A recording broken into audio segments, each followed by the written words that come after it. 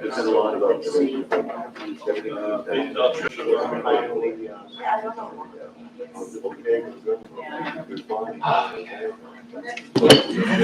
Okay, good evening, everyone. Welcome to Harbour East Marine Drive Community Council. It's good to see you all here, and thank you for those who are watching from home. We'll start with the land acknowledgement. The Halifax Regional Municipality is located in Mi'kma'ki, the ancestral and traditional lands of the Mi'kmaq people. The municipality acknowledges the peace and friendship treaties signed in this territory and recognizes that we are all treaty people. I will move for the approval of the minutes from July 6, 2023.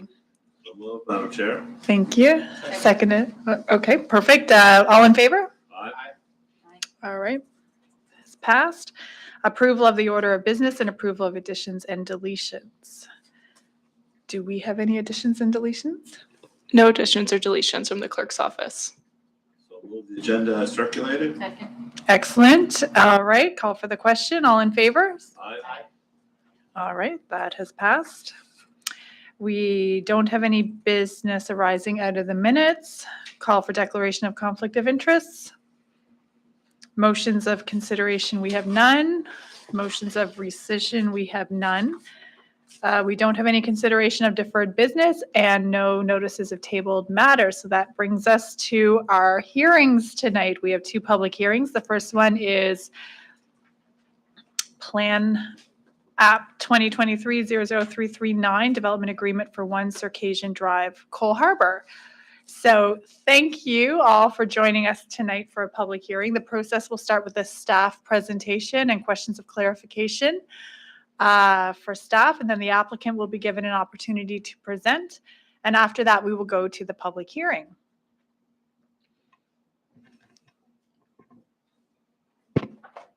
So for staff, we have Taylor McIntosh here this evening to present. And just to our clerk, have we received any additional correspondence for this public hearing since the beginning of today? Or?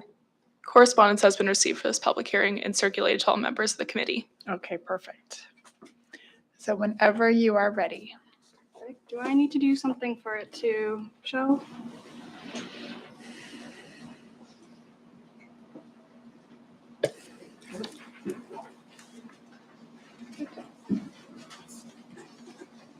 Hello, everyone. My name is Taylor McIntosh, and I am a planner with the Urban Enabled Planning Applications team.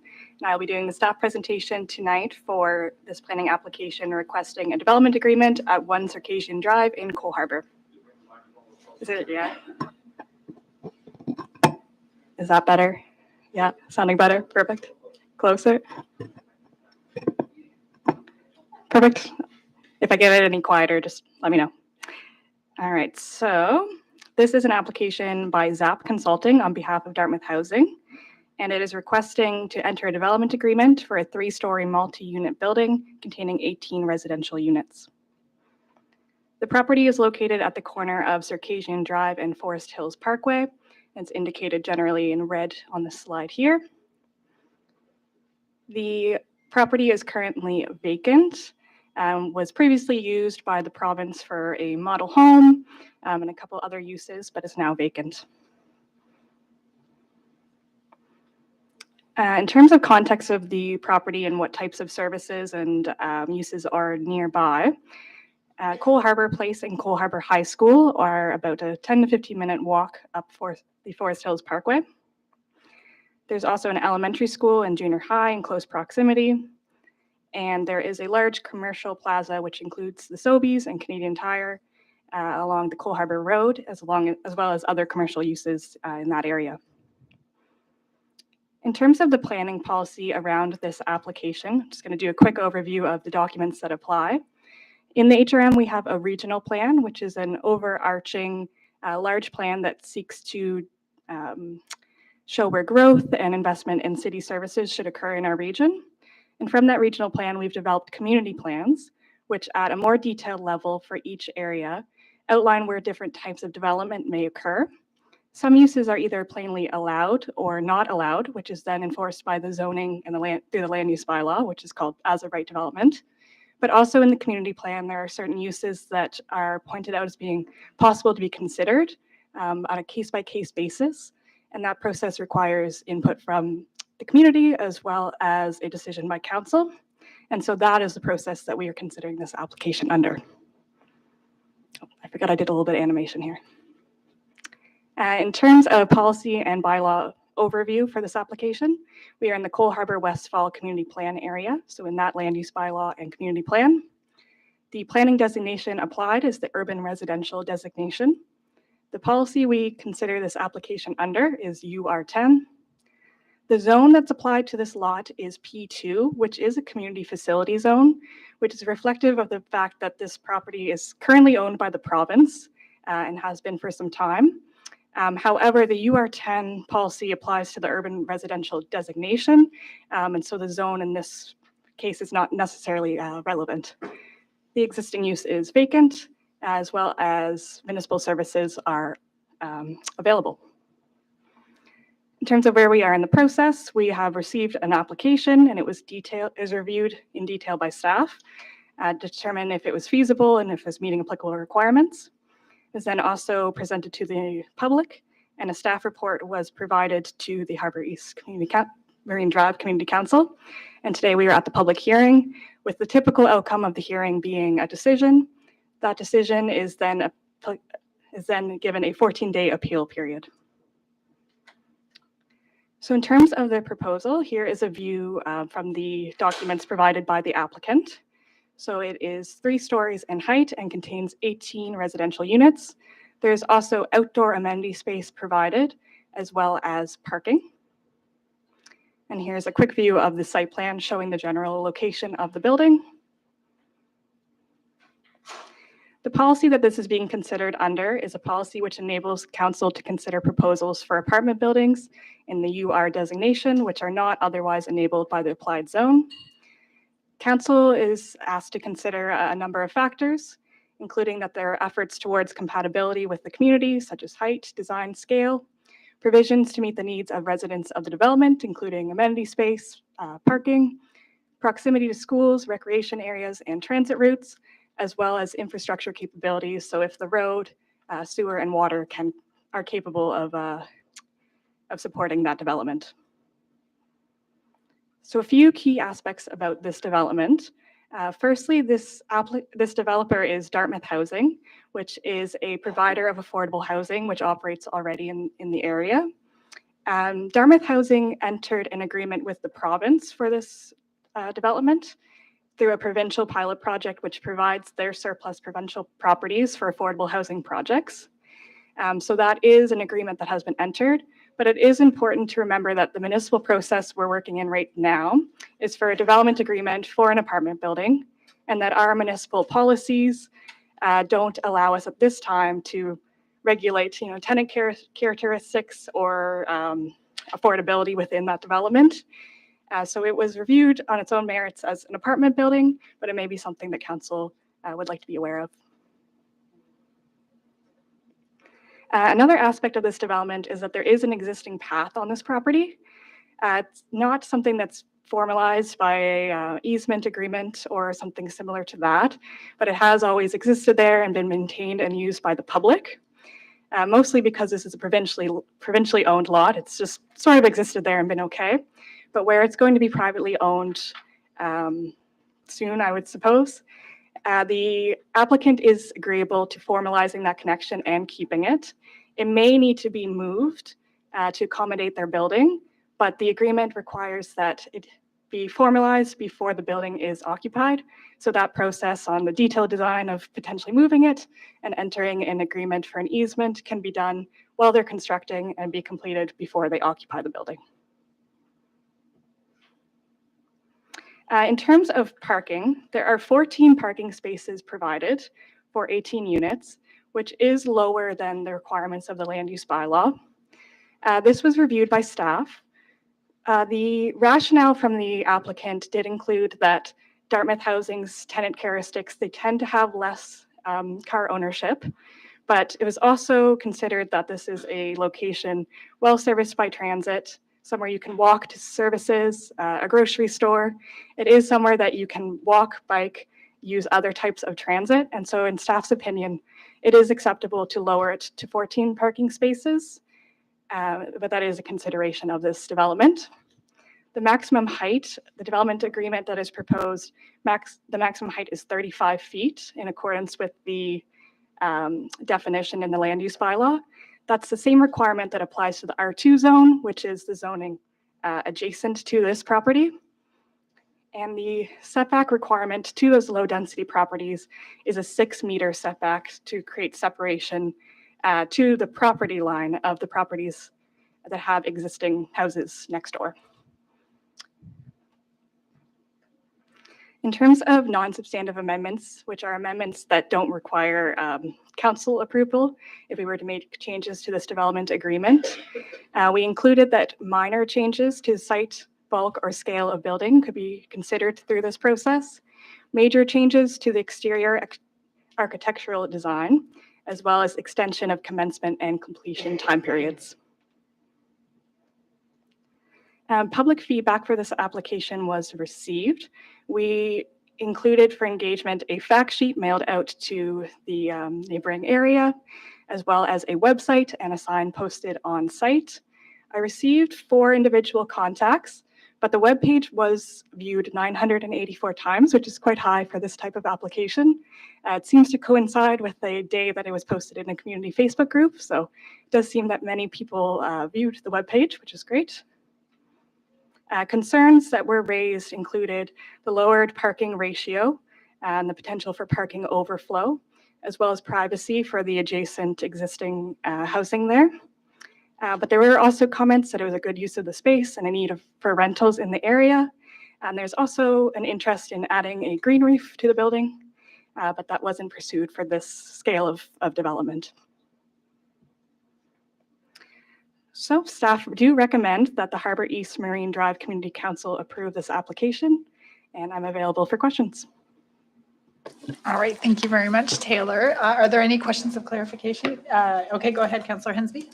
Thank you very much, Madam Chair. Just to clarify on the walkway issue, I'm looking at the property lines and stuff, and it seems like on the eastern boundary, it seems to be a bit of a pathway encroachment on the property line. So I assume that'd be the pathway that might be adjusted somewhat slightly, because the rest of the pathways seem to be off the property line, so it doesn't seem to affect the rest of the network there. So I want a clarification on that. Second was the privacy matter in regards to the western property line. Is there any plans for vegetation or like tree planting along that area to provide some screening between the neighbor and this development? And I'm also curious about the so-called workshop that's being proposed. I see garden tool shed, bike parking and stuff, but the workshop, it kind of scratches my head. I assume that's going to be like more of a utility shed for whatever lawnmowers and garden stuff, because I don't see any plans for community gardens or things on site, but I assume that might be something, a project they may do. But I'm just kind of curious when I see garden shed and workshop, what's the intended use for that purpose? I don't know if Dartmouth Housing may be answering that question. I don't know. But those are my questions I had about that. And the other thing about the green roof, I was kind of wondering if there's any proposals for solar panels on the building. Might be something that they may consider themselves. Absolutely. Through the chair, I guess I'll start at the end and work my way back. So in terms of the workshop, they do want to provide an accessory building on site, which would have bike parking and what they've called a workshop. We've confirmed that it's no commercial use, nothing like that. It's more somewhere that residents of the building could go in and do a small project if they wish, use tools or whatever they may not be able to use within the building. I may leave it for Dartmouth Housing to give a few more details, but in terms of the building, we've applied the same requirements that would apply to other accessory buildings in the area. So sheds and garages, it must meet those same size requirements. In terms of privacy, vegetation is not required along that way, but maintenance of a fence is. Currently, there is a fence that's already there on the other properties, but a fence must be maintained there to create separation. And the final question was about the pathway. So it is the segment of the pathway that is within the property lines, but that is an important segment where it connects up to the corner of Forest Hills and Circassian. So it would be formalizing the part that's on this property that would be the private property. And it could be moved slightly off the property if that's what needed to happen. The agreement allows for that, but maintaining it is the most important part. Thank you for the presentation. Just one question. Where there is provincial property, maybe this is a question for the solicitor. Why are we here at all? Because usually the province can just do whatever they want with their own property with no regard to municipal bylaws. Yeah, so the details of this I may leave for Dartmouth Housing, but my understanding is that this pilot project where they provided land is essentially that they enter agreement and they say, you go get the approvals you need to get. Once you have those approvals, you get the land. So it's sort of a hands-off approach, I suppose, from their point of view. And maybe I'll leave it the rest for them. Okay, thank you. All right, thank you, Councillor Deputy Mayor. Any others? No, okay, well, that was kind of my question as well, so we're good. So now we will open the public hearing and I will call up the applicant. We have ZAP Consulting here and we have Connor Wallace presenting. So welcome, and whenever you are ready, you will have 10 minutes.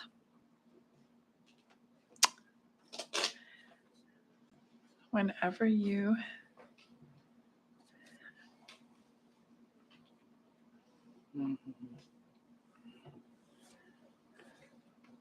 Okay, I think Perfect. we're good. Awesome. Thank you very much. My name is Connor Wallace. Thank you, Council, and thank you everyone for being here this evening.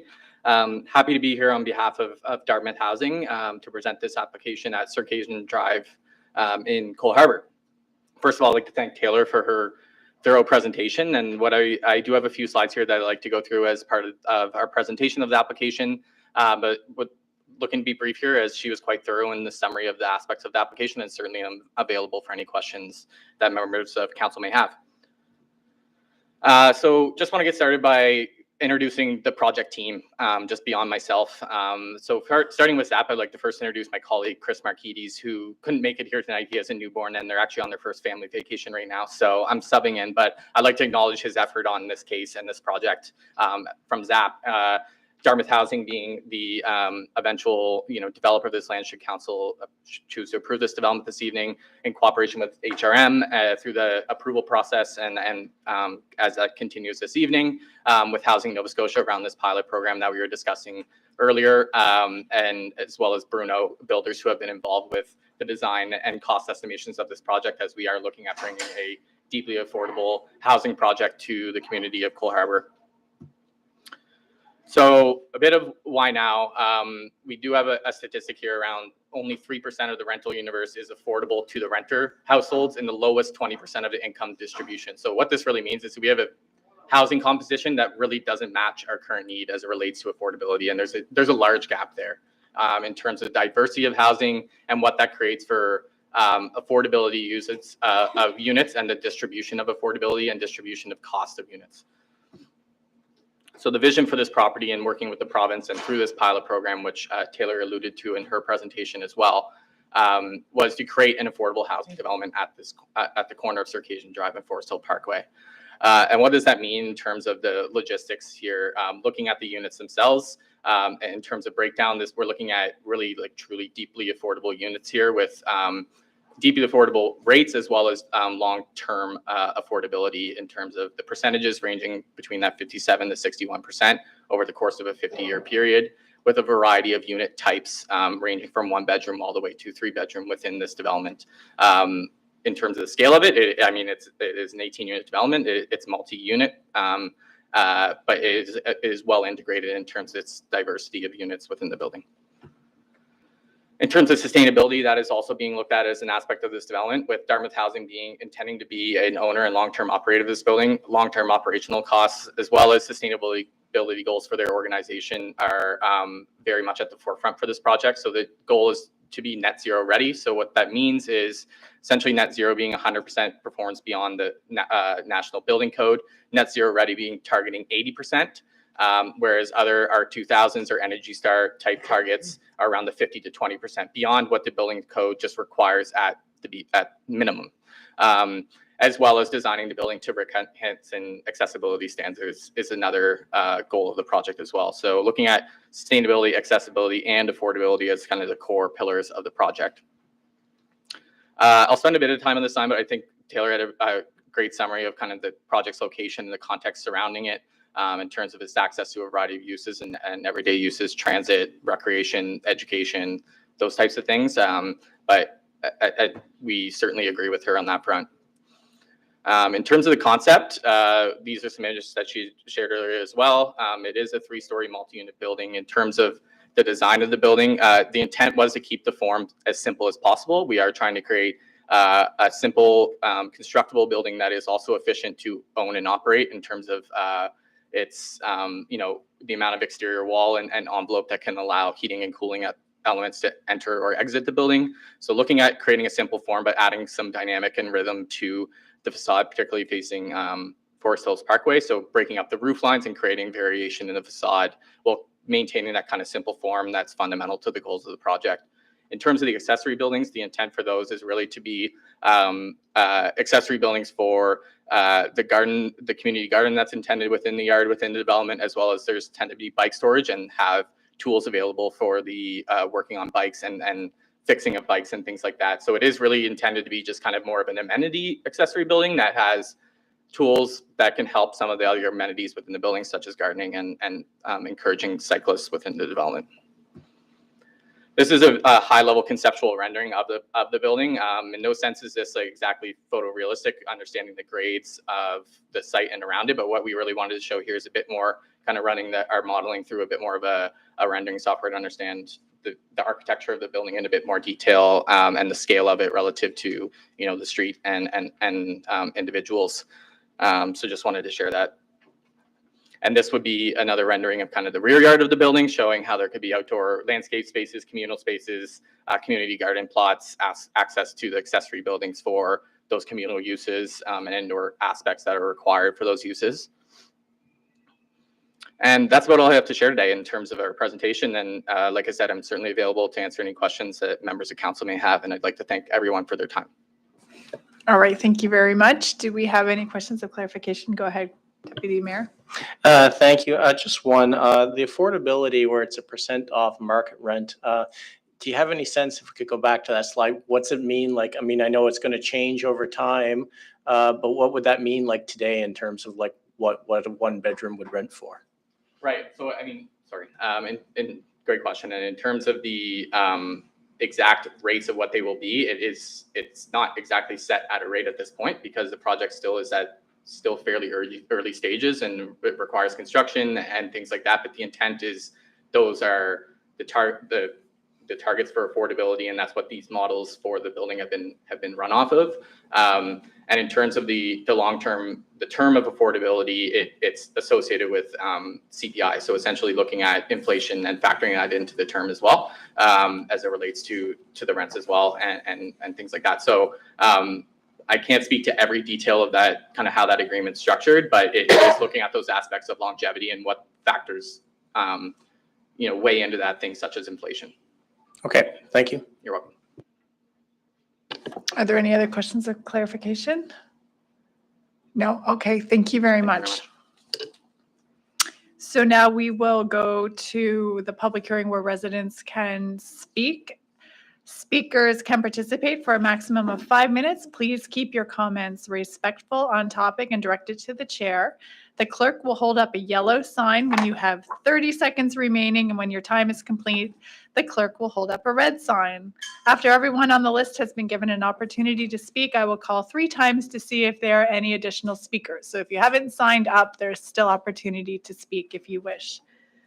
So I'll call out the first 3 names so you can be prepared to know when you will come up. So the first 3 are Trey Sullivan, Tim Olive, Denny Sullivan. Do we have Trey Sullivan here this evening? Sure it's not Terry? T-R-E-Y? That's Terry? Terry. Are you Terry? Yeah. Come on up. Price is right. No, because we have it's live streamed. Sorry about that. I've been on the And street. and please introduce yourself and Terry state. Sullivan, which live on- community? I live on Circassian Drive. Perfect, Harbour. thank you. I've been there for 35 years. The street has got so busy now that it's just insane going up and down. You cannot get in and out of the street anymore because of the lovely job of what they did on Forest Hills Parkway. I hit every light on the way down to Main Street the other day. I almost lost my mind. And it's just too much traffic.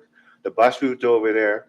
If you're trying to go to university, you're looking at a 2.5-hour wait to get there. Okay? My kids did it. Know all about it. They're both teachers now. And this community cannot handle any more. There's more cars on the road. There's only a couple of houses on the street that have no cars. Most houses on the street have 2 or more. Winter time's an absolute nightmare trying to find a parking spot. Put your car off the road. It's just too congested over there. It's not a good spot for that 18 unit building. That's all I can say. Okay, I'm done. Thank you, Mr. Sullivan. Tim Olive. Madam Chair, please, Chair, I'd like to speak last so I can make notes Absolutely, and respond to any inquiries. absolutely. Denny Sullivan. If you could state your name and your community, please, and you have 5 minutes. Hi, Council. Denny Sullivan. I live in Halifax. I thought it was interesting that staff gave neighborhood context. I thought it'd also be helpful to get a bit of the city's context. In 2022, Halifax added 20,000 residents in a single year. In that same year, 2022, we built 3,500 units. So we're currently making 6 people fight over 1 new housing unit. So I think that to me makes it seem like there's no surprise about all the terrible things that's going on in terms of rent increases, in terms of sky high prices, in terms of people living in the streets. And obviously it's always unfortunate when your neighborhood changes from what you expected it to be. But given the context that the city is living in, that the province is living in, that the country is living in, I think that we need to be bolder. I think we need to build more. And it seems in this particular circumstance that I don't know who, but it seems like there's an opportunity to build even more here.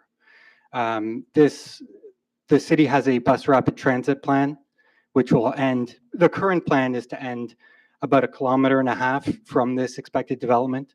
There are grocery stores nearby. I don't have a car personally. Going back and forth to the grocery store is my biggest inconvenience.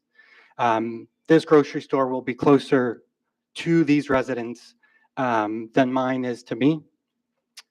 Not that it is about me and my interests. It seems like given the position of council to influence this development, that for some reason we are being way too modest. And that this is a real opportunity to make a difference in terms of many people's lives. Obviously, housing is very expensive, but these affordability rates that the proposal have are serious. They're much more ambitious than some of the inclusionary zoning proposals that council is considering, which I've seen in terms of, something like 10 to 20% for a few units. This is the entire building being 40% below average market rents. We need more than just 18 units. And I also think that a lot of people have frustrations about driving and parking. I would state the opposite case, that it seems to me that there's a lot of the land that's giving up to parking from those images. and that actually we should be pushing the developer to not only go higher, but use more of the lot to build homes. I yield my time. Thank you, Mr. Sullivan. So the next three speakers are L. Ricci, RICCI, M. Reynolds, and Heather Greenwood.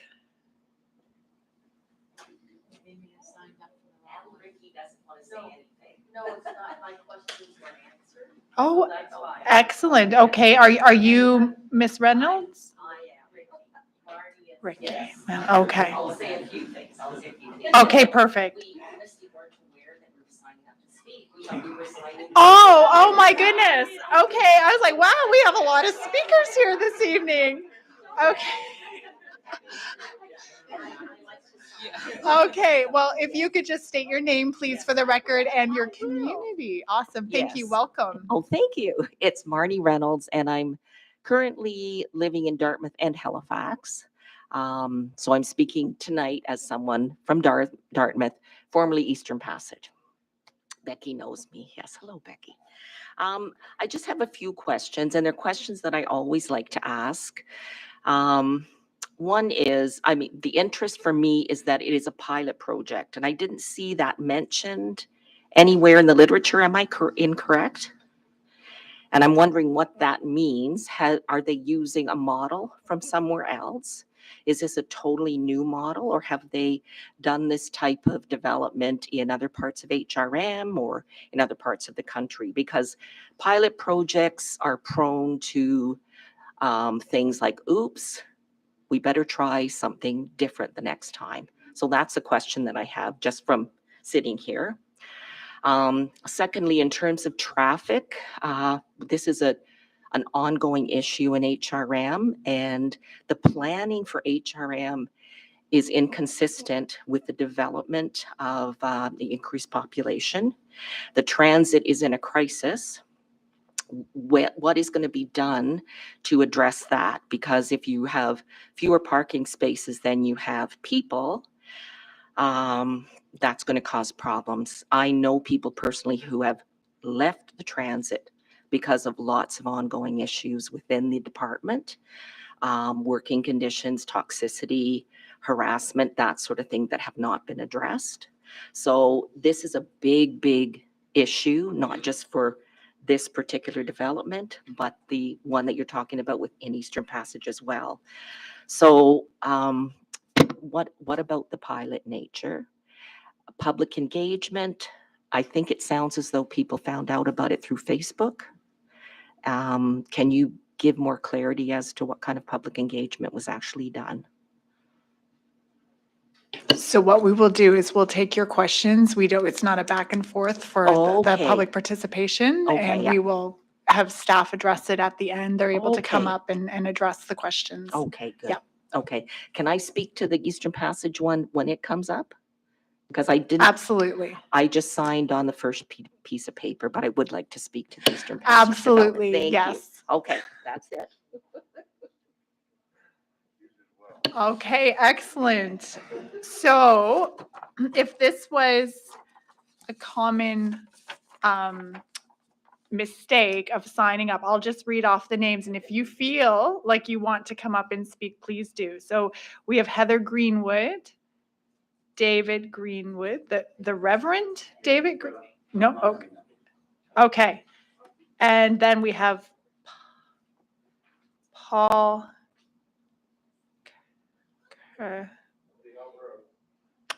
Well, I cannot make out these letters, but we'll come back to that. Go ahead, Mrs. Greenwood. Hello, I live on Circassian Drive, have lived there since 1986. And part of the reason that I moved there is the reason why I think this is a good site. I moved there because of the elementary school, junior high school. I didn't want my kids busing. I worked at Dalhousie for 30 years, so I schlepped back and forth on Metro Transit for 30 years. I don't have a vehicle. My only questions are, it seems when we got to the 60% of market value, sounds really, really good, but I don't have a sense of what that market is. What what are the apartments that are going to be comparing to this to come to that. So I'd like to have some sense that this is indeed going to be affordable housing for people and not compared to something, thinking up in Baker Drive, that there will be an apples to apples to make sure that the affordability. I must say I do disagree with going more than 18, although I understand the need for more affordable housing, but given that area, I don't think we could handle much more than 18. This is a pretty small plot of land. The other thing that I wanted to mention was that pathway that we referred to, perhaps moving and everything. I walk that pathway all the time. What wasn't apparent on any of the planning slides or representations was the height disparity. If you look at that, and one of them looks like you're standing on the parkway looking at this, there's probably does anybody know the height disparity between this piece of property and the parkway? Because steps off of the far end is an underground walking tunnel that goes underneath the parkway. And I would say that there's probably 15, 20 feet difference between the level of the site and the parkway. So I'm thinking about the first floor, they're going to be looking at a bank. The second floor will probably be looking at the lights and the traffic going by. So where you would think of moving this pathway to, because it's pretty close to the bottom of a fairly steep bank. So I just wanted to make that people aware of that, because it is significant and it doesn't seem to be represented on any of the things. There was that one slide that did show, but it almost looks like a bit of a gentle slope. It's a pretty profound slope. So that's all that I wanted to say. Thank you. Thank you very much. Perhaps we can have someone come up at the end and address that concern for you. So let's, I'm just going to call a friend here. Canker? Paul in the room? All the Pauls, please raise your hand. Okay, if there is a Paul that would like to speak, you are very welcome to come up and speak. Okay, so we have Carmen and Les Smith.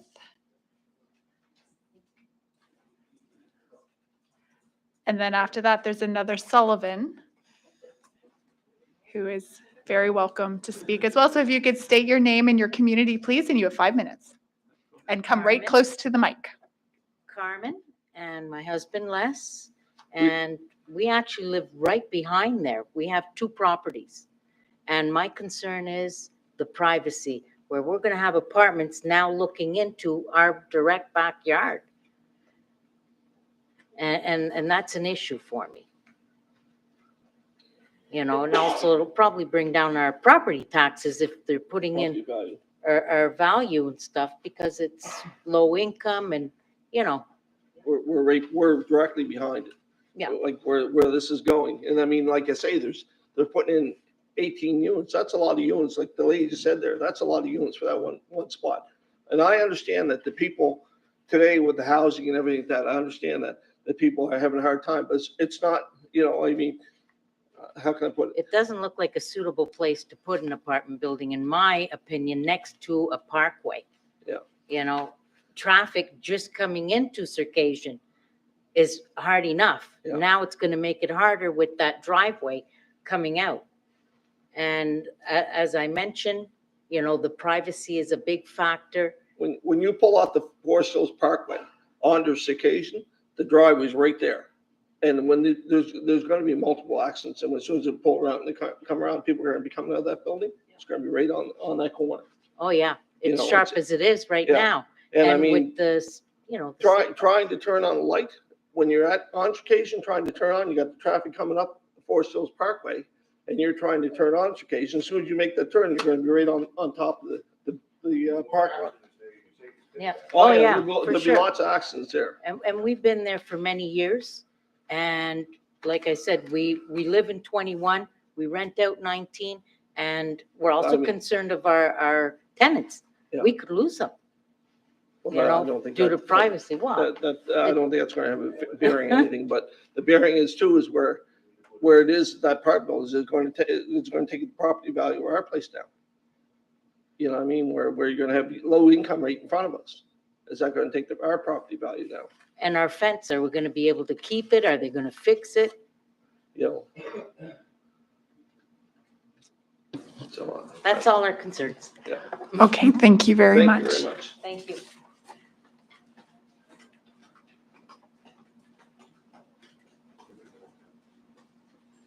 Is there another Sullivan in the room that would like to speak? Okay. Okay. And then there's another Sullivan, TC. We have very many Sullivans here this evening. A TC Sullivan. And then we have a Sarah Lee Whitman. Would you like to speak? I know nothing about this one. Okay, wonderful. And then Shauna. Oh, dear, I'm so sorry. Oh, my goodness. Shauna. Sharma. Okay. Wonderful. Okay, great. Okay, so I think this brings us to the conclusion of the public hearing for this one. So Tim Olive, please. Of course, yes. Sorry about that, Mr. Olive. You come on up and address us.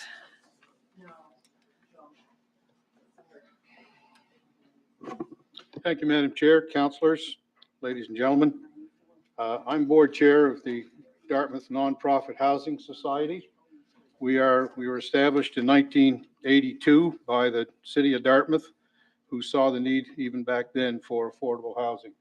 And it's been an issue with everybody, including this council, since then. We are the largest non-for-profit affordable housing provider in the Halifax Region municipality.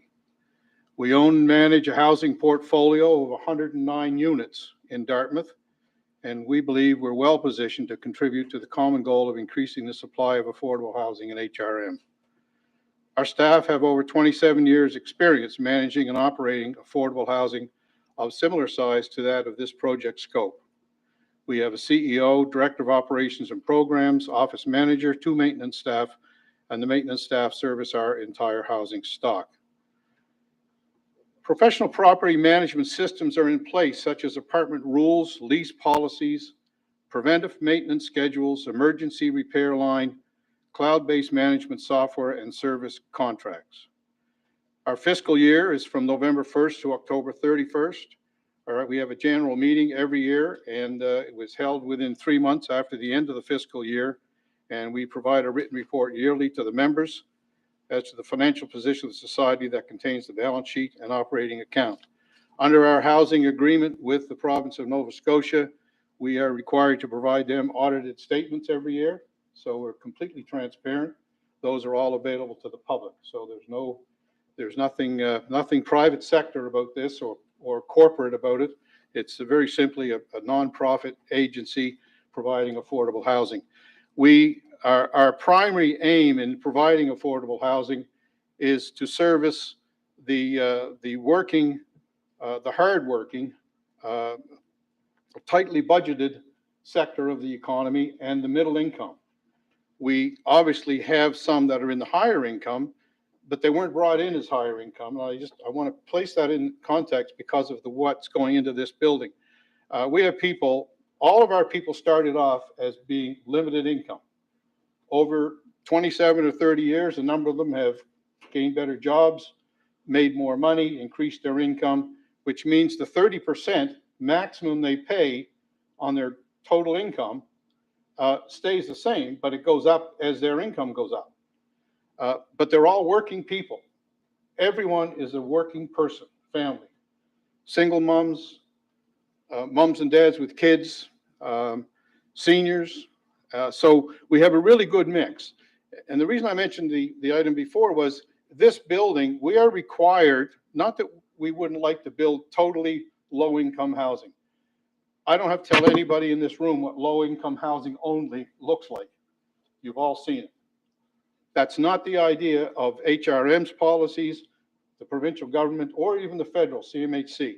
They want mixed housing. They want people of different income levels who provide different types of supports in the community and volunteerism and that kind of thing. And between all three sectors, they improve the overall community and don't be targeted or set out as a particular social group, which is very important because I know a lot of people are concerned. I know when you first hear about something like this, you think, oh man, it's going to be all low-income people and it's going to be a mess. Well, I can tell you it's not going to be a mess. Because of the rules, it can't be a mess. It will be a mixed-use building with different levels of income, all working, hard-working families that can't pay $1,500 a month rent and raise 2 kids. They can't do it. And there's hundreds of them around. Our idea is to try and address that issue. If I may, Madam Chair, I just address some of the points that were made. Councillor Hensby mentioned the pathway. That I think has been resolved in some of the discussions, Councillor. The privacy fence, we didn't go into a lot of detail, but there is going to be a very good privacy fence between our building and the properties behind us. And I know Carmen and Les were concerned about that. There will be a good privacy fence there. As you know now, and I was there yesterday, there are a lot of different fences, some higher, some lower. They don't always connect exactly the way you might like them to. People may be able to get in between them. Our concept is that we will provide a more than adequate fence between the two properties to provide you with that privacy security that you have a right to experience and want. So that doesn't really cause a big issue for us. Councillor Austin talked about the rent costs and 30% standard. Councillor, you're quite right. It's very important that we adhere to the provincial guidelines on the 30%. The residential housing sector, they're very clear. You cannot charge more than that based on the income of the day and of the tenant. So that's how we get this affordable housing system in place. 30% is the number. If you're making $40,000 a year as a couple, you don't pay more than 30% of that on rent. If you're making $70,000 a year, you don't pay 30%, but 30% of 70,000 is a lot more than the previous one. So that's where you get your mix of households. Mr. Sullivan talked about the traffic issues. There has been a traffic study. I don't know about traffic studies. All I know is that HRM have a good system in place. They have companies they rely on. They have companies they rely on to do the engineering and the research to determine what the effect of the traffic from this building will be on the overall. And that's not a decision we make. That's one that they put in their report to their councillors, and then the decision is made from there whether or not it works. We understand in this case that it does work, but I'm not going to stand here and say it will work because that's not my expertise. Denny Sullivan talked about there should be more. It's interesting that when we all talk about the need for affordable housing, and the provincial government jumped on board and said, okay, we've got all this land. And we are the first pilot project. Somebody's asked, what's the pilot project? The pilot project is a provincial pilot project. This is the first piece of provincial land made available to the nonprofit sector, not the corporate sector, to develop an affordable housing property. This is the pilot project. They have been very, very tough with us on making sure that this works and that we build according to standards. We don't build something that's going to fall apart. We build in all of the requirements for sustainability and ecology and all that stuff. So that's why it's a pilot project. It's a pilot project to say, you've got to build a property that has all of this. This is the pilot. If it doesn't work, which it is going to work, but if it didn't work, then the province will go back and they'll rewrite the whole rules. But we are at the highest level. We're actually higher than the standard building rules because of the way they've written the requirements for what we need to put in this building. And so I'll take up too much time here, Madam Chair. The public engagement process, I can't speak to that. HRM have done their homework there. Mrs. Greenwood talked about it's a good site. She's right. And to compare the affordability with what? We have to look at a 2-bedroom home and what is the rent on a 2-bedroom home that's being rented, or a 2-bedroom apartment. That's the market value. That's what we base our upper end on. The people that are in our property, we have a couple in our, believe it or not, a couple of in our 109 units that are making $60,000 a year. You say, well, what are they doing in your units? Well, we can't get rid of them. Not that we want to get rid of them. We'd like to move them into a smaller unit or have them move on. Residential Tenancies Board won't let us. What we'd like to do is turn those into more affordable units, but we can't. So we do the best we can with the information we have on what the market rent is in the area we're in. I can't speak to the height with the highway. I'll let our expertise do that. And Carmen and Les talked about the privacy issue, not in favor of the site because of that. I appreciate that, but it's not an issue we can deal with. The land is there. The province gave it to us. We didn't have any decision on it. This is the land you've got. Can you use it? We're going to do our best. And you'll see by the way the building's set on the site, the green space between the building and the fence between the properties in the back. Okay. We're going to do everything we can to make sure that it's compatible. Okay, Awesome. Thank you very much. In closing, just let me say that we're, Dartmouth Housing are extremely excited to be a partner with HRM and the province in putting this project forward. It is the first one that the province has stepped up with. There's 2 more on the board right now, which are out for proposals, which HRM will be going through the same process as they did here. And so we're very excited to be part of that. We would like to be able to say that in 10 or 15 years from now, we are not only the largest provider of nonprofit housing, but we are becoming an even larger one by providing affordable housing for the people of Dartmouth. Thank you very much, Madam Chair. Thank you. Thank you. We have a question of clarification from council. Go ahead. The Honorable Mr. Olive, sir.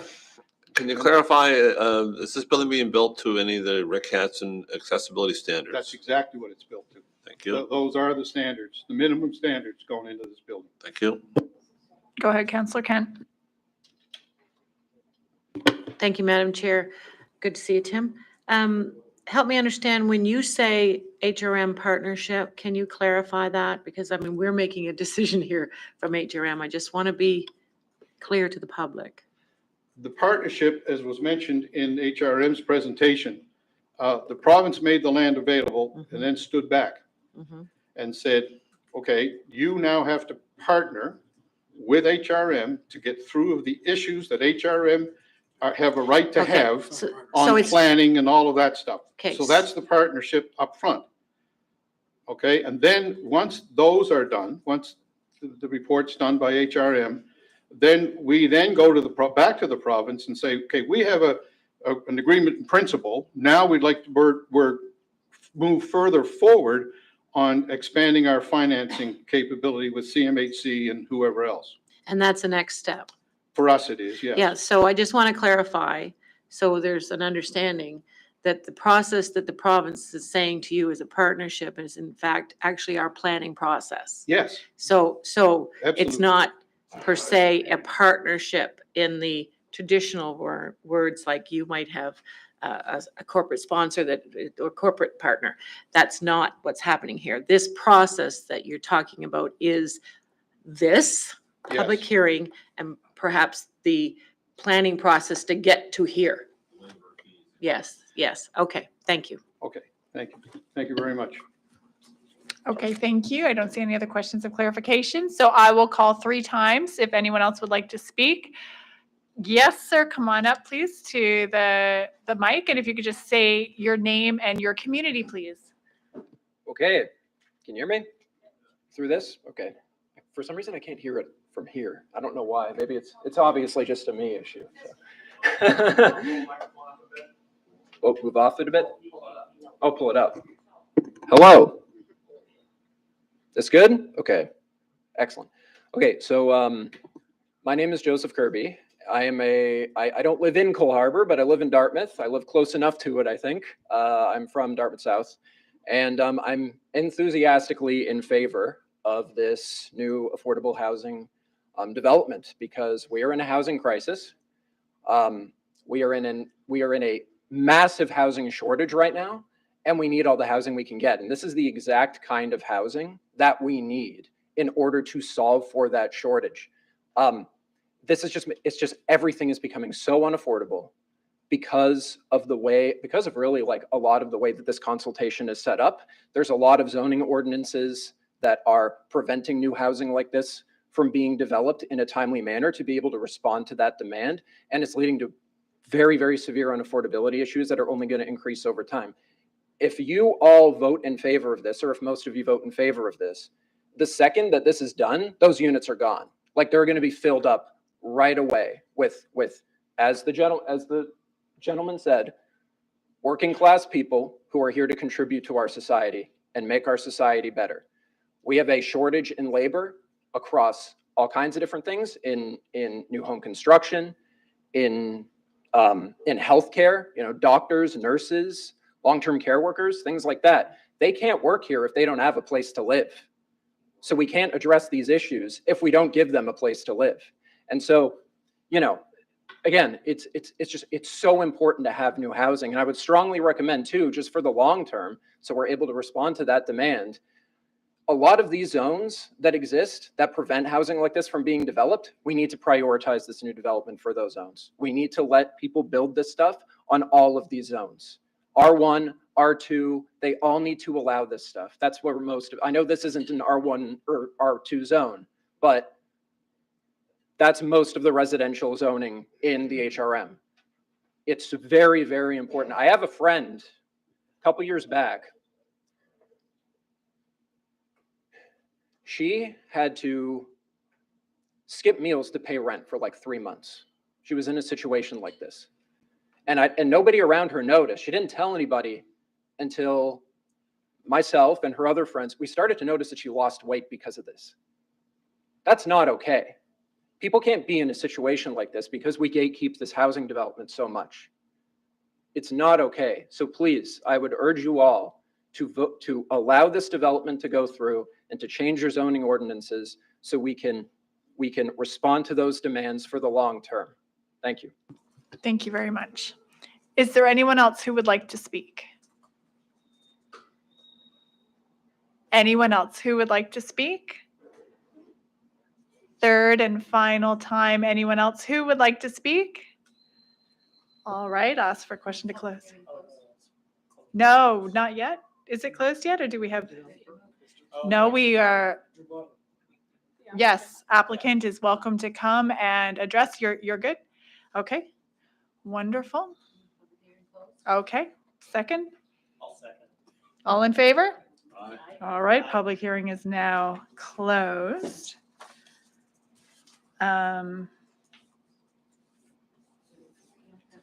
Yeah, I would like it put on the floor.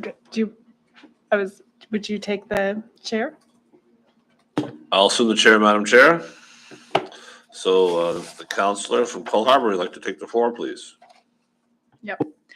Thank you. I move that Harbour East Marine Drive Community Council approve the proposed development agreement, which shall be substantially of the same form as set in attachment A of the staff report dated June 8th, 2023, and 2, require the agreement to be signed by the property owner within 120 days or any extension thereof granted by council on request of the property owner from the date of final approval by council and any other bodies as necessary, including applicable appeal periods, whichever is later. Otherwise, this approval will be void and obligations arising hereunder shall be at an end.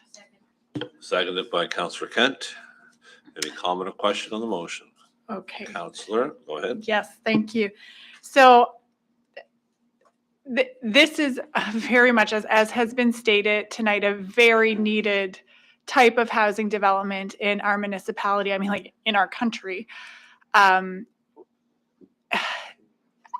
It is a very, the province actually has 4 plots of land in our district that are set aside for this type of affordable housing development. This is the first one, the pilot, as was stated by Mr. Olive. The fact that it is on the traffic considerations, the sharp turning corner that the new reconstruction of Forest Hills Parkway and Circassian, we've seen it at the intersection of Forest Hills Parkway, Harbour Road, and Cumberland Drive. And we also have an apartment building in there. So it used to be wide enough to be able to go around cars that are trying to take that left-hand turn into the driveway, into the apartment building. And it's very cramped. It is dangerous. It is not a good situation right now. And HRM has plans to improve the transportation network in this municipality. And there is a crisis right now in our transit, and these things take time. These things are not quickly solved or mitigated, but we do have a plan. The plan is to alleviate the traffic issues on the street by having a much more effective and efficient transit system in the city.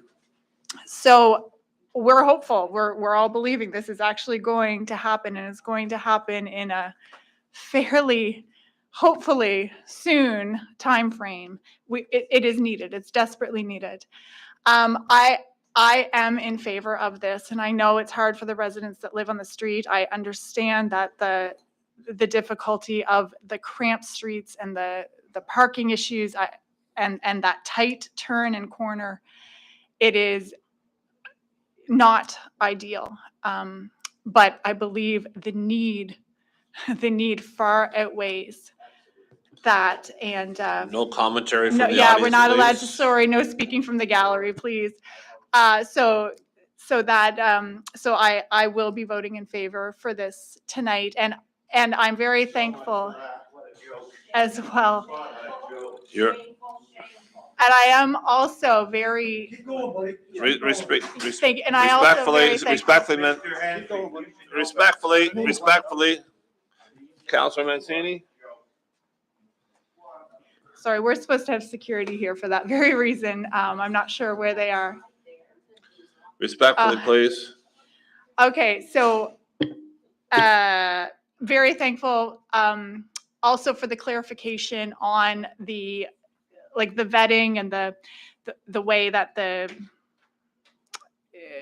applicants and the residents for this type of housing are chosen, and who I guess the demographic is that are going to be living in this area.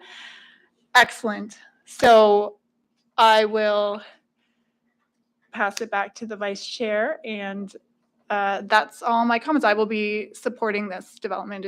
It's needed in our municipality greatly. Are there any other comments from any of the councilors? Councilor Deputy Mayor. Thank you, Mr. Chair. I had some questions, and I mean, it's easy not to be sympathetic after that ridiculous display.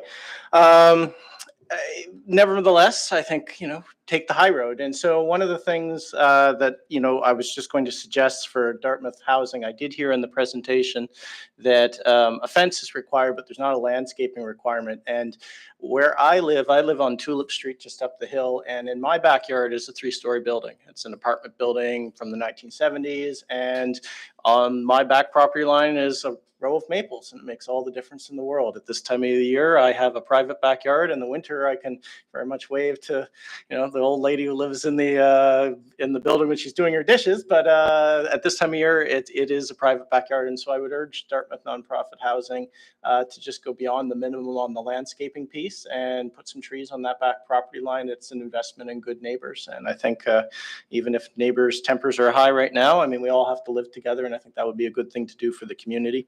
I agree entirely with the area councillor. This is a needed project. We desperately need stuff like this. This is a good location. It's on a main road. It's got transit. It's got active transportation, groceries around the corner. This is a good site, and I haven't had a whole lot of nice things to say about our provincial government's approach to housing, but I will give them some points on this one right now, because making these land sites available is a good thing, and I think this is going to be a good project. And I will also say, with Dartmouth Nonprofit Housing, I know they're throughout Dartmouth. In the 6 years I've been on council, I don't think I've ever had a complaint about any Dartmouth nonprofit housing properties. That's a well-run organization, and I have no concerns. They will be good neighbors. So I am thoroughly in support of this. Thank you, Mr. Chair. Any other comments from any of the councillors? Councillor Mancini? Just to acknowledge that I'm not going to be able to vote since I was late for the public hearing. I know that. I believe you were just a little late for the presentation of staff, but if you read the report, you heard all the public input. So I'll let the solicitor, I think he's nodding no, so okay, I'm unable to vote. Thank you. Thank you.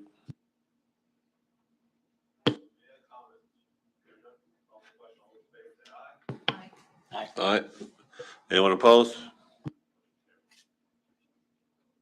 Okay. I'm Matt. Pass the chair back to you, Madam Chair, for the next item. Thank you very much. And we have our next public hearing. And thank you for everyone who came out for this one.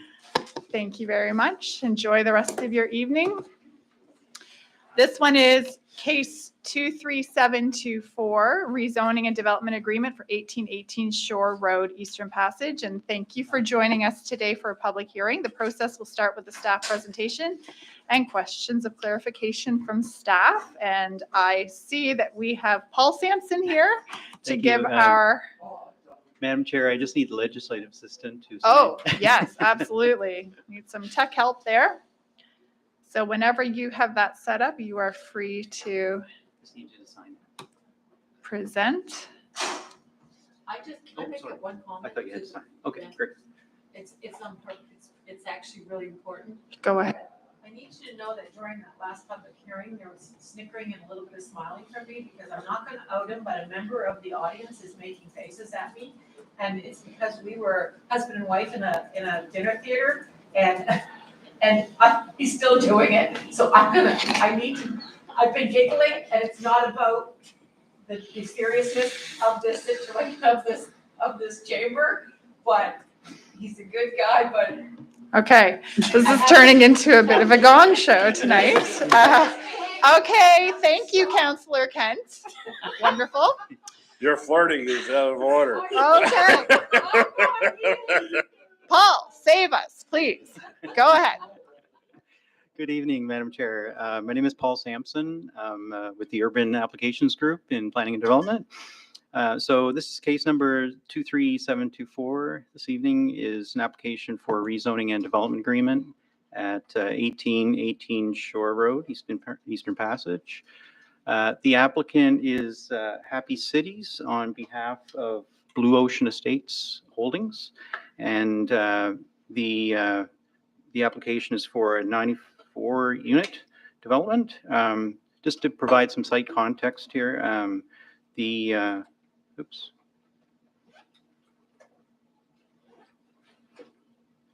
I'm just going to get you to come up again. Sorry, Madam Chair. I think I just opened the wrong one. Where was the notes one? The one with notes. That's it. There you go. There we go. Thank you.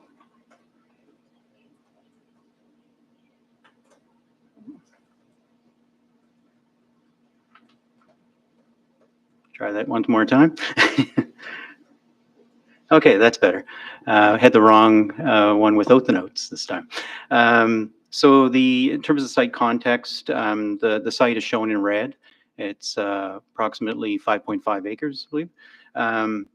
The site is approximately 1 kilometer east of Fisherman's Cove, and the commercial area of Eastern Passage, which you see on the left side of this slide. So the site fronts on Shore Road between Oceanly and Shoreview Drive. It abuts Horizon Elementary in the rear. Also on the left side property line, there's a 66-foot wide strip of land, which is actually part of the school property. So HRCE owns a strip that's 66 feet wide, which leads right down to Shore Road. And on the southeastern side property line, the site abuts the rear of properties on Ainsley Crescent, as you see here. So this is just a view of the existing site. It's relatively flat. It gently slopes a little bit, and it's partially treed. The existing dwelling on the site, I believe, is currently vacant. So this slide just gives an kind of a general hierarchy of the layers in the planning regulations and policies in HRM. So from the regional plan and subdivision regulations down to the local community planning strategy, which in this case is Eastern Passage Cow Bay planning strategy, and also land use bylaw regulations. So the site is serviceable with municipal sewer and water. The zoning of the site is R1 and R2. There's some pockets of R1 and R2. In terms of the designations in the planning strategy and the regional plan, the site is designated urban residential in the Eastern Passage Plan. It is also designated as a growth center in the regional plan. So some of the policies that are applicable are UR13, UR15, and IM11. Those are all located in Attachment C. We can talk about those in more detail in a minute. So in terms of the planning process, this is just an overview of the steps in the process, which highlights tonight's public hearing in blue. And in this case, what I'd like to point out, though, is that there's actually two decisions of council, one on the proposed rezoning to the CDD zone, and the second one is the development agreement application. So if council decides to approve the rezoning, then it's possible to give provisional approval of the development agreement this evening. And if council decides to refuse the application, then basically the process, council's role stops here. But the staff recommendation is approval. So this is the proposed site plan. I'll just talk about this. There's a lot of details, so we may have to come back if there's more detailed questions. So it's a 94-unit compact form of development. It includes two 4-story 12-unit residential buildings shown in blue on this slide. It also includes two 4-story stacked townhouse dwellings, which face Shore Road, and which each have 6 units. The buildings are 2-level units. The proposal also includes 40 townhouses, which are kind of in the center of the site on this slide, and those are located within 7 townhouse buildings. 2 of those townhouse buildings are off of a common shared private driveway, which is located off of a public street. So that what you see there is a P-loop street. That's a public street, and then the driveway will service parking spaces as well as 2 of the townhouse buildings. There's also 18 single-unit dwellings in the back to the rear of the site, and this. This slide also shows some green areas, so I'll just get to those here.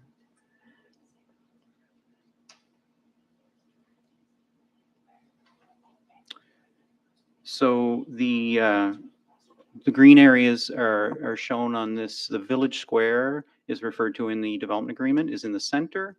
There is what's referred to as the common green area within that P-loop street. It's shown as an oval shape.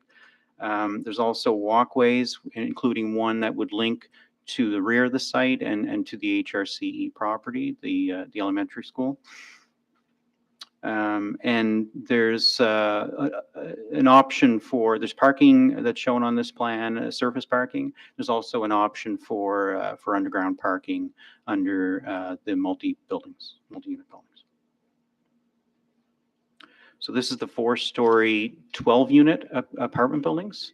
They're 12 units each. There's 2 of them. This is the front view facing Shore Road. It has ground floor commercial, as you can see here, and this is just a side view of the same buildings.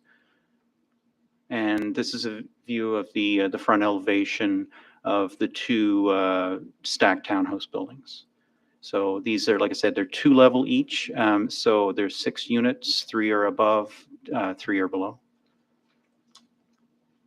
And this is just a rendering, an up-to-date rendering of the proposal. So in terms of the consideration that council has to give to the policies, attachment C in the staff report and the discussion section provide the details. But some of the key MPS policies are UR13, UR15, and IM11. And so this is just a list of some of the things that are mentioned in the staff report that council has to consider.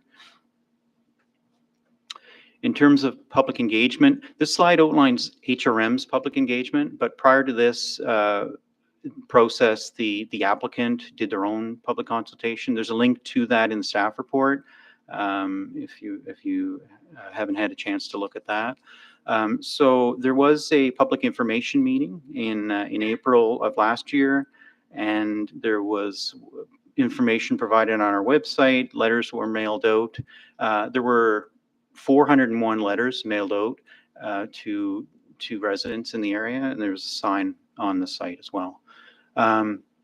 This is just a kind of a brief description of some of the feedback that we got. There's more detail, much more detail in the staff report. Concerns with density and the types of uses like apartments and commercial space. Some traffic concerns. You may hear some of this at the opening of the public hearing. And there was also comments in support of the development. In terms of, like, we had a significant amount of web page views. Individual contacts were just like 5 persons, and letters that we received from the public, there were 26 emails. And that's of 400, just slightly over 400 letters mailed out. So these list the key aspects and these are summarized listed in the staff report. So in terms of rezoning criteria, the site is at least 5 acres. It will utilize services that are already in place, has a mix of housing types, will provide usable open space, both private and public space within the P-Loop Street, and also have linkages to existing open space on the HRM school properties with the ball fields, but also across Shore Drive, there's linear park along the shoreline. In terms of site and building design, it's a compact form of development. It allows for more landscaped private spaces on the site. The building heights, in a lot of cases, the buildings are actually quite small. They're smaller than typical houses you would see because of small lots. So it's kind of like small lot and small building type of development proposal. Design and materials are compatible with other buildings in the community. And in terms of density, the community of Eastern Passage is, like I said, it's designated as a growth area. So the density here, which is essentially medium density development, is appropriate. And there's no impacts from this density on the surrounding neighborhood. The development agreement process allows for multiple unit dwellings. It allows for the commercial, so a range of uses, a range of mix of housing types. And there's adequate separation distances to the surrounding properties. In terms of the density and land uses, there is going to be a vegetation buffer along that southeast property line. along the entire length. And along that southeast property line, where really the property abuts other houses. Essentially, most of it is parking with a privacy hedge buffer, and a part of it will also be abutting single unit dwellings. So essentially, it's new single unit dwellings abutting semi-detached dwellings on Ainsley Crescent. In terms of housing mix, the housing mix doesn't detract from the character of the community. Landscaping measures I talked about, the village square, the common green, lots of walkways that provide linkages to the surrounding area, and vegetative screening.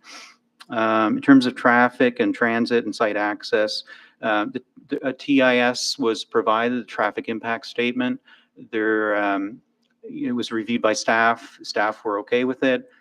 This was staff of our department, but also staff of traffic services. The P-loop street and all of the driveways off of it will have to comply with our requirements, our municipal requirements, so there's no issue there. And in terms of the regional plan and the IMP, the integrated mobility plan, this density is like I said, it's appropriate. There is, there's transit on this road, and there was a bus stop right in front of the site. It will be reinstated as part of this redevelopment. So our recommendation is that council adopt the amendment. This is the two-step process. Adopt the amendment to the land use bylaw, which is essentially the rezoning of the site, and give provisional approval of the development agreement in attachment B. Thank you, Madam Chair. Thank you. We have a question of clarification. Go ahead, Councillor Kent. Thank you, Madam Chair. Paul, can you just help me understand the 400 notices that went out to the community? My understanding is that is not typical, that we usually are about a 150, that this is, the notices that went out to the public in this case it's about 4 times more or something? That's correct. So map 2 in the staff report shows the notification area, and it's about 4 to 5 times the width. So we've gone quite a distance here. So the distance from the site, it's about 1,200 feet, where we normally do about 250 feet. So. And just to clarify, that means that many more people in the community had the opportunity to learn about it, to know about it, and to come and tonight and or submit their opinions. That's correct. Yeah, I mean, so Madam Chair, it was a great effort to make sure that the community was well aware. That's correct. So Okay, those were thank you. letters that were mailed out, and plus all of the information on the website and things like that. Okay, thank you. Okay, thank you. Any other questions of clarification? Okay, go ahead, Councillor Hensby. Thank you much, Madam Chair. In regards to the public street going in, it's great to see. Just curiosity, when it gets to the common areas, are they planning to put any playgrounds at all to support this neighborhood, or are they going to, depending on the other local playgrounds, maybe at the school or whatever the case may be? I just kind of, I see village squares, common open space, but I don't see any playground apparatuses. So in the development agreement, there's the draft development agreement is attachment B. There are requirements for landscaping of these spaces. The playground equipment would be private, so it's possible. There's a lot of flexibility here for additional things that the applicant could do. But currently, there's a landscaping section in the agreement that talks about they are to provide a mixture of types of landscaping. It doesn't prohibit like a play structure, and the applicant will be up next, so they can maybe address that question. My concern though is you talk about the public street going in, that it goes around this circle of the common open space. My anticipation, if any playground was to go on that common open space in that circular area, it should be to a municipal standard because it's on a public street, because it's accessible by anybody, not just the neighborhood itself. So that's what I'm kind of curious about. Parkland development. Okay, my apologies.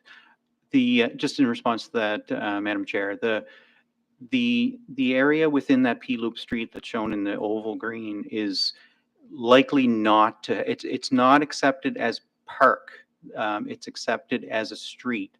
Therefore, will be, there's a section in the agreement that actually requires a developer to discuss with HRM staff what can happen in there in terms of landscaping. But a play structure would not be put in that spot because while it's a public piece of land, it will not be park per se. The entire development, oh, sorry. So that'd be more of a boulevard type of That's open correct. space? Now, who would be responsible for the maintenance of that boulevard? The municipality, because it's around a Correct. public street? The municipality would, yes.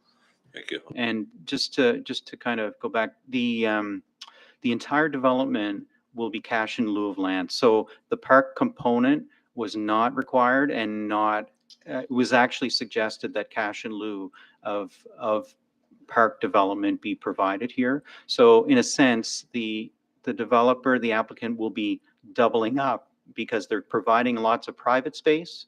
They're willing to landscape that area in the P-Loop Street to our standards, whatever we want them to do, but they'll also be providing for every lot, every lot approved, they'll be providing a cash amount that goes toward park area, basically goes into the parkland account for the municipality. Does that make sense? Yes, it does. Okay, thank you. Deputy Mayor? Thank you, Ms. Chair. Just following up also on the public space piece.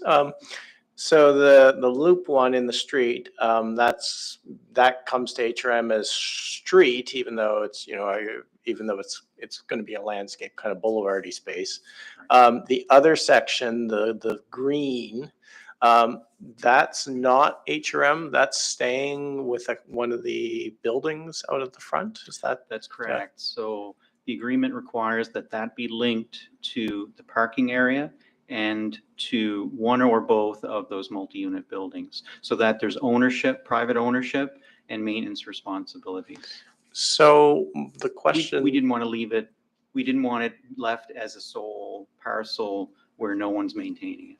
Yeah, yeah, no, I mean, no one's responsible for things. We know what happens. Why did we not take it? Like where the intent is, it's the park in this development. Because there's a surplus of parkland very close by, which is just to the north is the sports fields. And so our parkland staff were requesting cash in lieu and the applicant agreed to that. So. Okay, thank you. Okay, we have one more question from Councillor Kent. Yeah, thank you. Further to those questions, I just want clarification that from your perspective, the rationale behind not creating the parkland is that it abuts to the Eastern Passage Commons, which also abuts to 3 schools with playground equipment. Some have 2 or 3 sections where there is actually playground equipment. And then within the Eastern Passage Commons is park and play and recreation space, correct? That was the rationale. Correct. That's correct. When you referenced that there's future an plans, excess of it, that's what they're talking about? That's correct. I mean, future plans for the Eastern Passage Common as well. So the thinking was that this space is, while it's private, and the applicant, I guess, can talk about this issue, but they're willing to allow public access to that private space, but that's something that's not, we don't have the ability to talk about that in the development agreement, but there's plenty of linkages here to that public space, to HRM parkland.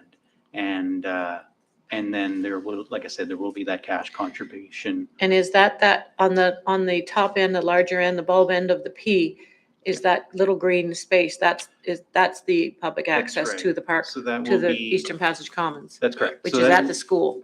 Right. Yeah. And the school has agreed to allow the link to their property. And in the future, they may look at providing, like fulfilling that link in terms of how people So it may not be that people will walk straight through. There might be a meandering trail that HRC provides in the future, but just to have that linkage, and the linkage would be to, I believe it's a 7 foot wide, like an AT trail standard.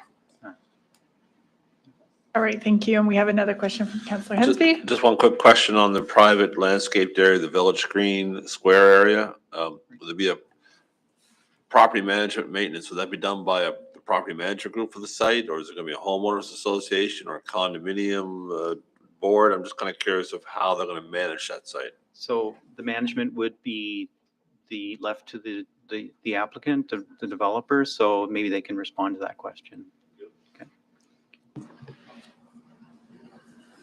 Okay. Tony has spoken. All right. That is great. Thank you very much. And at this time, I will invite the applicant up, Happy Cities, to come and share their application. I think this is it. There we go. Okay, perfect.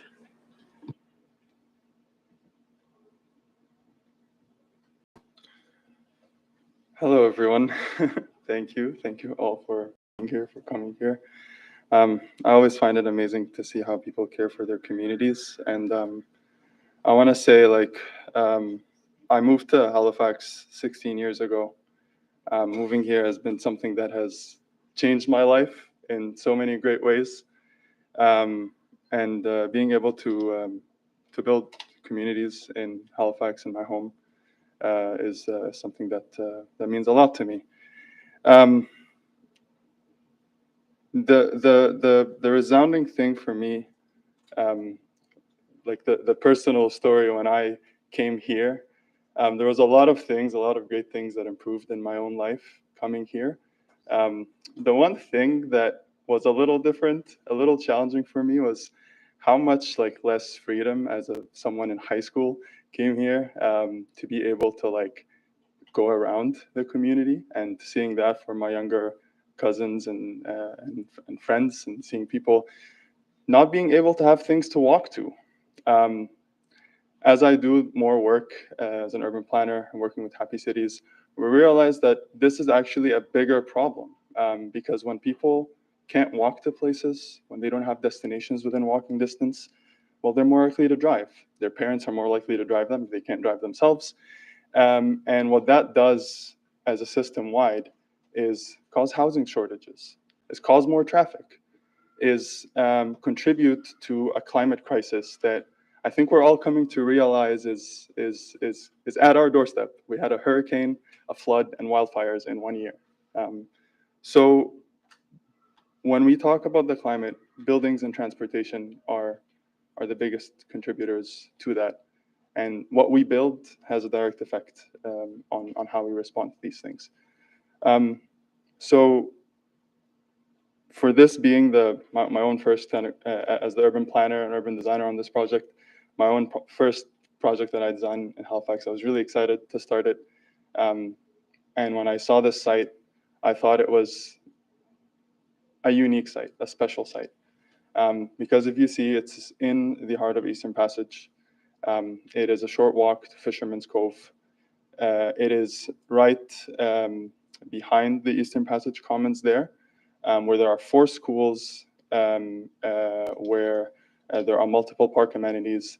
And on the right in front of the site, maybe not right in front of it, I think a little bit closer to Fisherman's Cove, the federal government has committed, I think, about $5 million to redo the Green Shores shoreline there. So there's going to be even more walking connections that improve resilience to the community.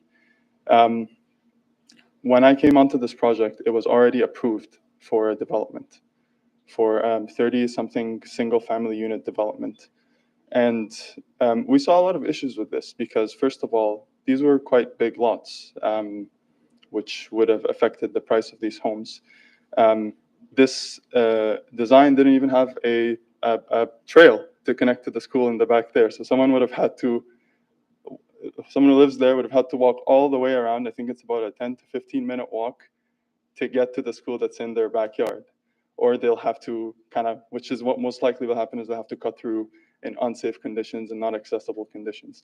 So these are just some of the things that we saw. But the other key thing about this site is that it is on a frequent transit corridor. It is in an area that the regional plan has identified as an urban growth center, which means this is where the municipality said we want to see more density. As Paul mentioned, it is also supported by the IMP and the transportation plans here to say that around where we have transit, we need more people living there so that they can use this transit and drive less. So, looking at this, we knew we needed to do something different. So the first thing we did before even putting any designs on the table is talk to the community. Our first round of engagement was over 2 years ago. We went door to door, knocked on people's doors to speak to them, shared flyers. I think we knocked on about 150 doors near the community. This had a lot of great conversations with people there. We also connected with found the Facebook groups that are very active in the Eastern Passage community, which is actually one of the many ways I got to learn about how much people care for this community and how much they support each other. And we shared information there, and we answered people's questions. On the website that we have, we had over 2,500 hits. People who viewed this project saw the information. And we had an online survey which had about 49 survey responses. This was just in the first round. And what we heard was that most people knew there was a development happening, so about 75% were generally supportive of a housing development on site. We asked people about what type of housing they want to see, and people told us they want to see a mix of housing types, such as townhouses, so different, not just single-family homes. About 2/3 said they want some shops and services within walking distance because they didn't have much that they could walk to. And same 2/3 said that they want to see something that's a traditional Nova Scotian design, and about 3/4 said they want to see public space amenities such as walking trails. There was a bit of a divide on whether this was suitable for apartments or not. About 51% supported apartments, and there was about 1/3 of people who preferred no housing there at all, or they also said they just want to see single-family homes. So the big message for us was not too many apartments, was that affordability is important, that they needed spaces that are accessible for the elderly, units that were accessible for the elderly. They want to see some shop Nova Scotian designs, great parks and paths. So we took that in and we started our design process. And our design process at Happy Cities, where we are a registered B Corp, which means all of our projects have to have an element that benefits people and community, that benefits the planet, and balances all of that with profit, both for our organization and for our clients. Our approach starts with the elements, our urban well-being framework, which we have been building on our research for 15 years on what actually matters for well-being for people. So we try and hit on each one of these things as we design a project. We worked with the development team, the consortium that was working, and kind of translated that into a set of project principles for this project that included, we wanted something that was better for all, something that added to the community, not just tried to extract. We wanted something that was walkable and safe, where children can feel like they can actually be safe and parents can let them roam around. We wanted to include elements of joy within it, social relationships, which is really important to our health and to many other things. Something that's inclusive, healthy, and sustainable, and also financially resilient, because we wanted something that provides enough density to use the investments that are already within this community. And this is the design that we came up with, and I'm going to walk you through it pretty quickly because I think you've already seen some elements of it. It's split into 3 key sections. I'll start with number 3, which is weirdly numbered. I should have numbered it differently.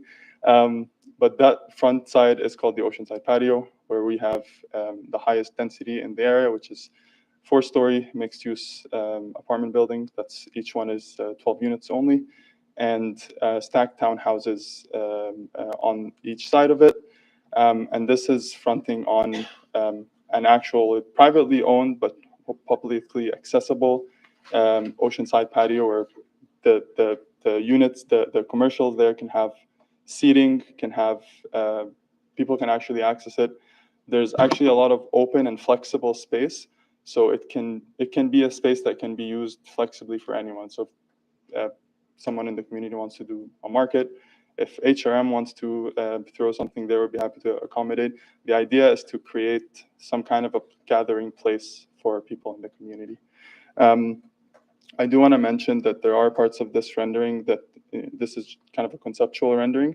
There is going to be like a storm, like a bioswale that goes in the front that will make the oceanside patio area a little smaller. But the idea is to have that all be part of the landscaping plan that comes through. The buildings themselves are going to have a little mews in between them. The idea is to have two single loaded corridors facing the middle. So like they're not actually going to be units there, despite what the rendering may show. It's going to be corridors, and having kind of a more intimate, less public facing space there. And then we have the townhouses in the middle with the village square, and the single family units in the back facing the P loop. We did get back to the community. I'm going to skip through these things for now. We did get back to the community and ask them their opinions on this. Reached more than 400 people responded to our comments and engagement on the Facebook posts we did. 211 survey responses, which I think is higher than some responses we get in downtown Halifax, and reach more people via email. 71% that they were generally supportive of this project. 12% had concerns. 12% were entirely opposed to building any more housing in Eastern Passage, and 6% were opposed to this specific development. But most people liked our approach to design, the Nova Scotian design, walking paths, public spaces, the housing mix we provided, our plan for shops and services. We heard many concerns, which I've run out of time. I was going to address them, but maybe when people share these You'll have an concerns, opportunity to come back and address so the concerns. I'll just stop here and come back again to address the concerns. Thank you very much. Do we have any questions of clarification? Okay, I'll start with Councillor Kent. Thank you. Hussein, can you help me understand what I believe is in place for this? That green space in your second section, townhouse section, I think, that could have been, by this developer, that could have been turned into more houses, correct? But Yes. you're choosing to complete this community with the green space that will be Yes, there's maintained by the owners, Yeah. and because it could have gone the other way. Yeah, so there's no, because we are providing cash in lieu for the park requirement, there's no requirement to provide park space within this development. So this is being provided solely because the developer believes, and as designers, we believe that people need access to these kind of kind of transitional spaces, places where kids can roam a little bit free, like they can walk through the community without having to cross a street. Places that, you'll see that some of these lots are a little smaller than what you would usually see, because we think that having more kind of shared space is something that's conducive to social relationships. It's when people can sit in a front porch that's not, a front yard or a backyard that's not super deep, that they're still connected to the public spaces, but they also have their own private areas. They can plant gardens, they can do whatever they want. But they can also look and see their kids playing while feeling safe. So these things we think are really important to the principles that we want to create in the community. And there was a reference by staff that there could be underground parking. Is that planned? Currently, we kind of surpassed the minimum parking requirements that's there with surface parking. Okay. But the way it's kind of laid out, we could technically add underground parking if we want to have different purposes for the surface parking there. But so far, it is possible, but it is not, and it's enabled in the development agreement if we feel like we need to add more parking, to add further underground parking. But right now, it's not within this plan. Thank you. Councillor Mancini, did you have a question? Did I see you? No? Okay, Councillor Hemsby. Just out of curiosity, on the plot plan you have here, I see 13 shared driveway plots. You know, for the townhouse, you got Oh, the ones in the back. around the side along the public street and stuff.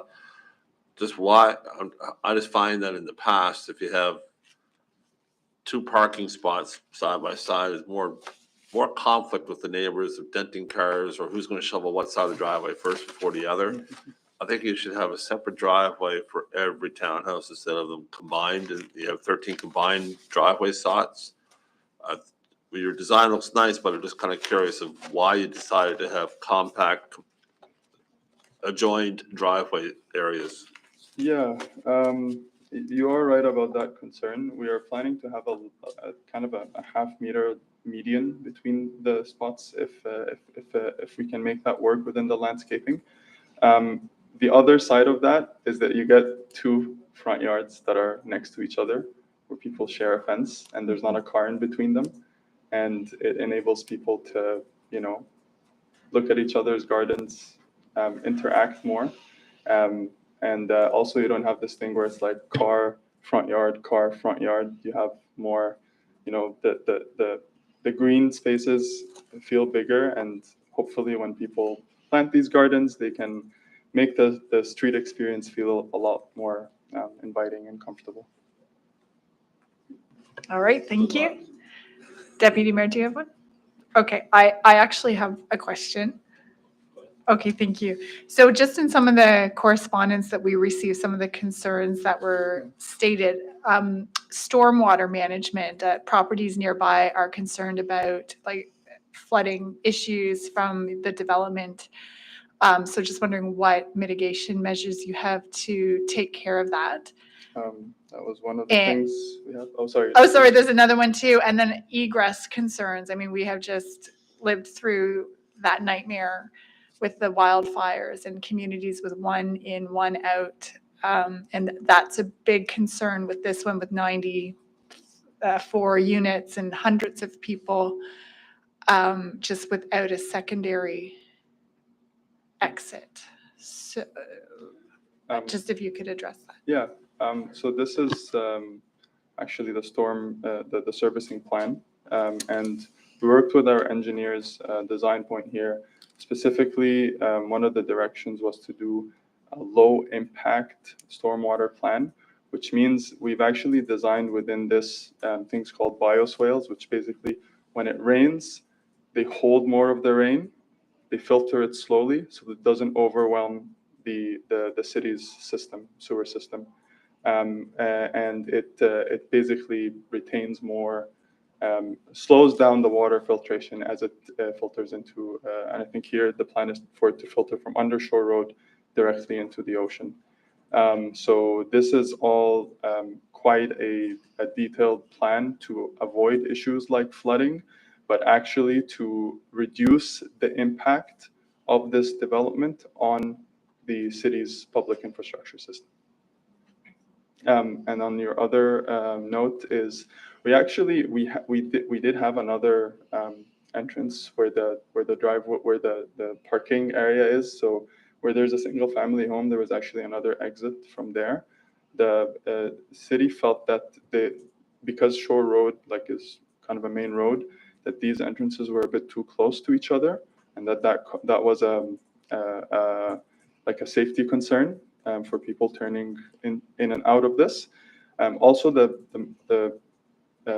kind of given the proposed units and the expected amount of trips, and the fact that most of the density is actually facing Shore Road, that they felt that what we have there will provide sufficient entry and exit within the site.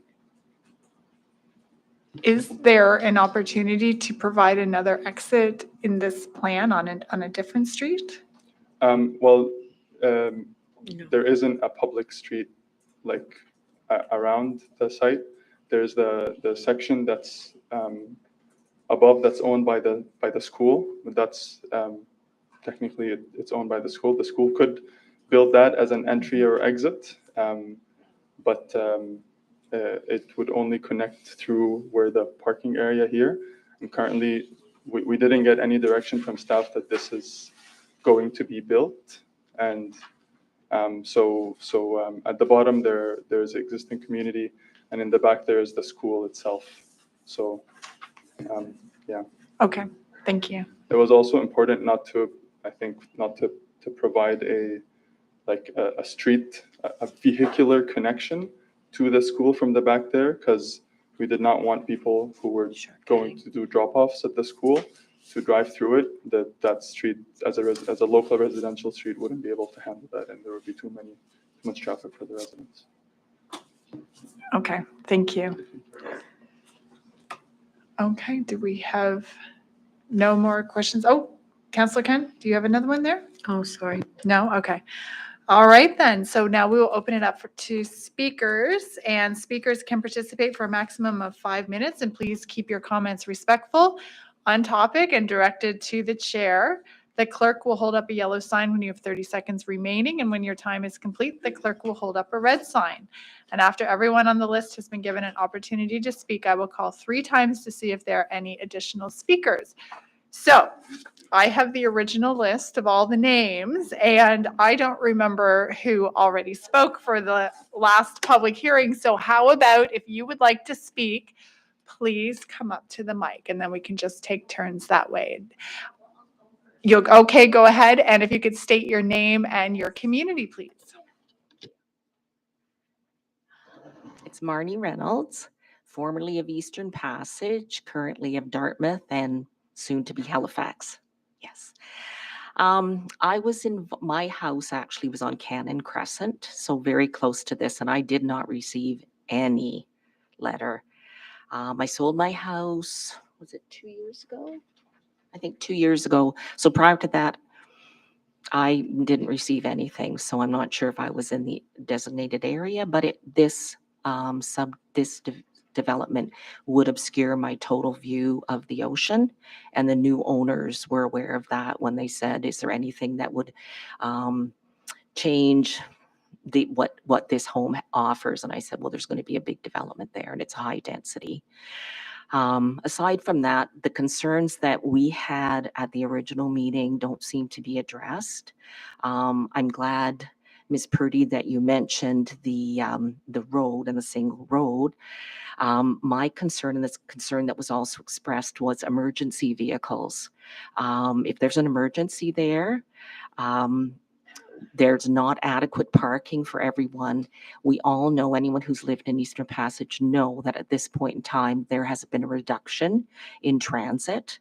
The bus goes one way down Shore Road and loops around. So for people living there, if they work anywhere other than Fisherman's Cove, they're going to have to drive. Most homes will have 2 cars. There's not adequate parking, so people will be parking on the streets. And what that means is emergency vehicles trying to get in and out, especially around that island, could face some very challenging times to get in and out. I lived in a subdivision in another province that had very similar setup to this, with 2 exits onto the road.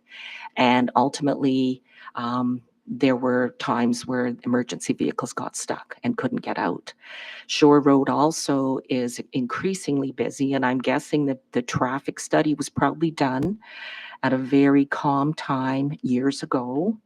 I know the one done on Caldwell Road and Caldwell and Cow Bay Road for the new apartment building up that way was done in August when the schools weren't in.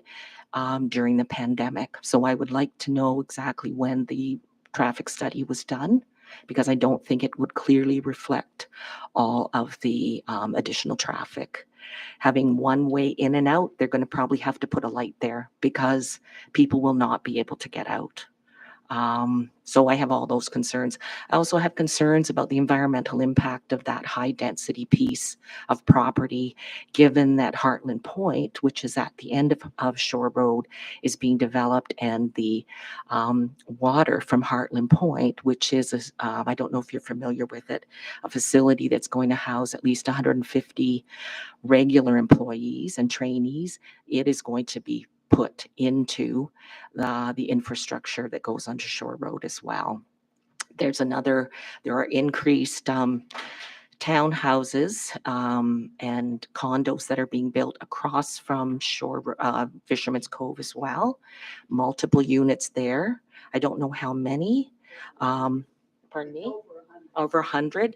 They're going to be fished into the infrastructure as well.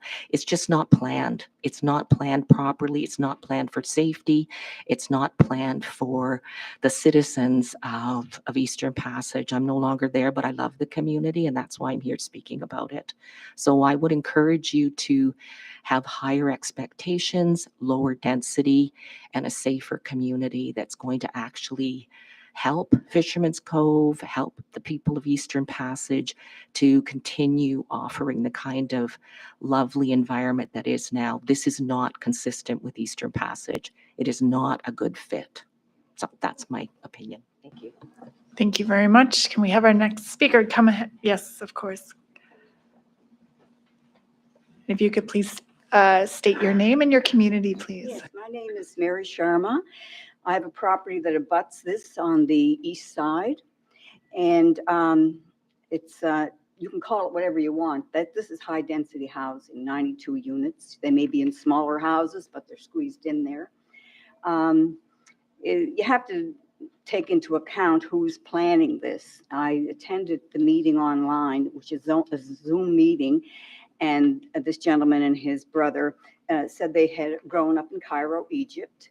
I don't know what Cairo's like, but to me, that's a high density area. And they were able to play out in the street and all this other stuff. Well, you can't take a piece of Cairo and set it down in Eastern Passage. Well, that may be inappropriate. Well, that's fine, but it's a high density development. First of all, one of their claims is that they're looking for walkability. There's nothing walkable in Eastern Passage. We have a small community market, and you'd be lucky to walk to that if you could. And all the other main shopping areas, you need a car. So you would have to have a vehicle or some form of transportation. Another one was commercial space. We have vacant commercial space right now at Fisherman's Cove, which they can't fill. So I don't know who's going to be using these shops. It looks like something that should be plunked down in the middle of a city and not out into a fisherman's village, which is what Fisherman's Cove is. Just as an example, I drove in here tonight, and the lineup of traffic was from Fisherman's Cove right down to the auto port. Now, if we have 92 units, 94 units in there, there's a possibility we could have 188 additional vehicles. Add to that this development that's across from Fisherman's Cove, which is Fisherman's Village, which are these condos. That's another 100 and something units. And then, of course, the staff that's going to be down there at the other end there at Hartland's Point. It's just, I don't know, I think it's just overwhelming, as far as traffic goes alone. And their claims of being walkable here and walkable there, there's nothing walkable in Eastern Passage. And they're not going to cut down on people's uses of vehicles.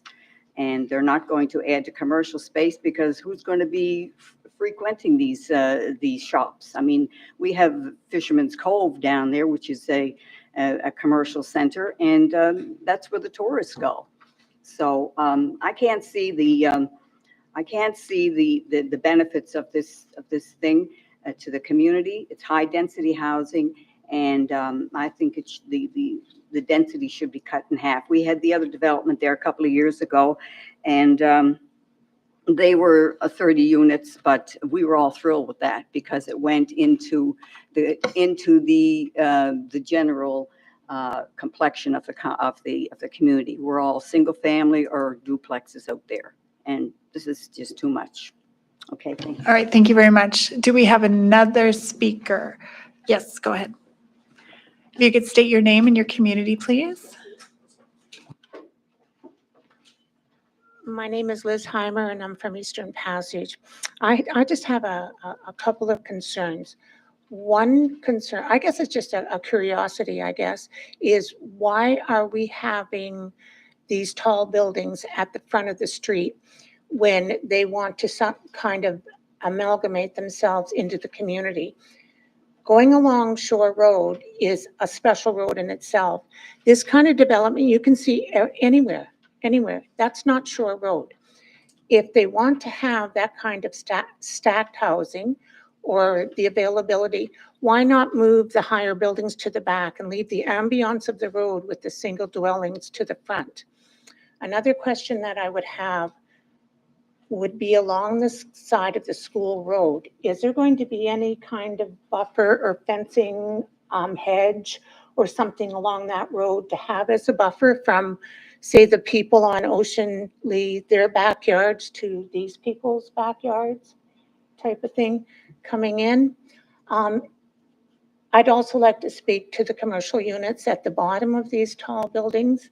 I agree with this lady that Fisherman's Cove has vacancies now, and if they're not being filled, what kind of stores or markets or whatever will be going into these buildings? Who's going to use them after a while? Are they going to sit vacant and become maybe an eyesore because of the vacancies or whatever? Again, too, I would agree with having a second exit to that place, because that's a pile of people to try to get out of one exit at one time if something happened. If a fire happened in those back units, everything is so close together, you would have to evacuate immediately. And say 94 homes, even if 1.5 cars average per home, that's a lot of vehicles trying to get out of there at one time. And it would be a safety issue for all the people around, not necessarily just for that development, but for Ainsley Road, for Ocean Lee, for the schoolyard behind, everything. So thank you. That's all I have. All right, thank you very much. Yes, come on up. If you could state your name and your community, please.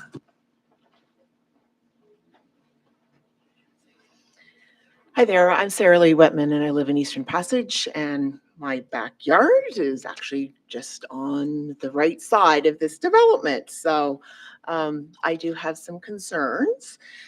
My phone just died, so I wrote down some different things that I wanted to talk about. So one of the things I wanted to talk about was the traffic density, the amount of traffic that is actually in Eastern Passage, but really on Shore Road. I get up in the morning and I drive my husband into work, and we leave probably about 10 to 7. And we already sometimes have 2 sets of lights that we're waiting for at the Quigley corner before we even, are able to turn left to get onto Main Road. So you're going to add multiple amount of vehicles onto that, and you're that much further waiting for traffic, for the lights. The road access itself, let's talk about the road. There has been lots of hurricanes, extraordinary high winds, lots of rain, flooding. And I do remember hearing in the spring that there was a $4 million that was supposed to be set aside to actually work on that road. I'm not sure how soon it was supposed to start, but nothing has started yet. The bus system, well, that is also a problem. All across HRM, but definitely in Eastern Passage. And yes, it only loops one time through there, especially with the cutbacks of, what's going on with the bus system. So I really see that as another issue. Coming back to the how busy the road is. You got Fisherman's Cove, you got McCormick's Beach, you got the boardwalk. That is really, really busy on that part of the street before you would actually get up a little bit further to this particular development. I don't feel the scale, it just doesn't fit the current community, fishing community. It looks like it should be like more in an urban city, like more in the city instead of actually out where we are. Sorry, as I said, I'm reading here. The other thing that I'm concerned about is my backyard, like I said, is over on one end, and right now there is that holds a lot of water, that property right now, and they start adding, digging and putting all these different dwellings in there. And I've noticed that there's a lot of parking, which, you know, rain doesn't actually go through pavement. So it actually will start, and I'm just concerned about the properties that are along the right side. Well, actually on the Ocean Lee side. I live on the Ainsley Crescent. And there is, you know, there's just, yeah, there's a lot of water in there. And I'm concerned that with all the extra parking that could actually increase and water would end up more in our backyards. Yeah, and there's a green belt on the Ainsley Crescent side, and I'm just curious whether or not the trees are going to stay, or, you know, how far into that are they going to remove those? So those are my concerns. Thank you very much. And do we have any other speakers this evening? Any other speakers this evening? And last time, any other speakers? All right. That should close the public hearing. Can I get a... Oh, I'm sorry. Would the applicant like to respond to any of those concerns?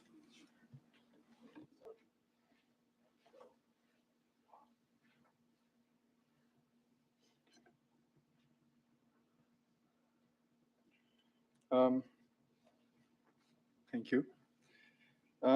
Yeah, so I just wanted to respond. And first, thank you to everyone for your comments and concerns. So I have a list here. The first concerns, I think fire access was mentioned. So the streets here are designed according to the city's new complete street design guidelines. The P loop itself, we we spent a lot of time working with HRM to try to make sure that there will be no hindrance to fire access during that.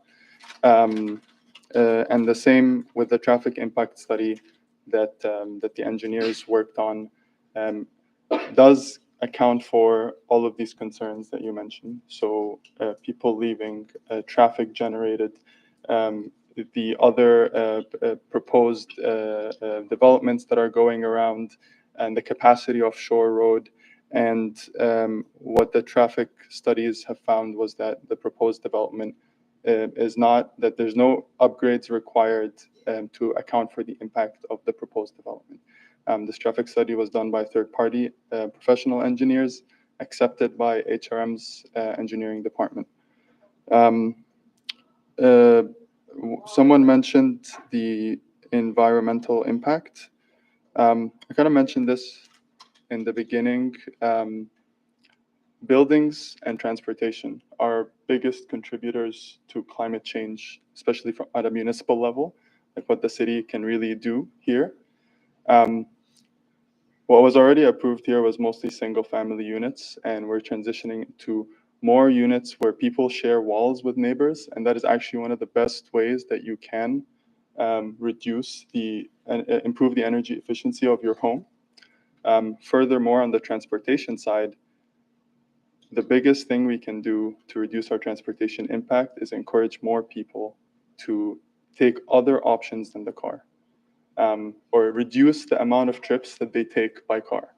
So maybe maybe people will need a car. I think that's understand. I have a car as well, but maybe if we can give people more options within walking distance, like the school, like the parks, like the shops that we're providing, and Fisherman's Cove, which is within walking distance, that people will make choices that are more sustainable, because that choice is easier. It is more accessible for them. I think I also heard some concerns about the transit service. Totally valid concern. The main reason why the municipality and Halifax Transit isn't able to provide more transit service into communities is because there's not enough density to support the transit service. So if you actually want to improve transit service, I think providing density near the corridors where Halifax has identified as where they want to provide their transit network, especially their corridor network, is actually the way to support that. So we think that this is all kind of part of the plan, part of the transportation impact, is to take a step towards making the community more walkable, towards making it more possible to support transit there. There is and that relates also to the question of the density near the street. So it is planning best practice to put the density closer to transit, because the people who live in apartments are much more likely to be transit users. And if someone who lives in an apartment and does have a car, putting, for example, the apartment building in the back closer to the school, it means that they are going to have to drive through the entire development to get in and out, which actually makes it worse for the entry and exit situation within this community. And I understand, the other issue was with flooding.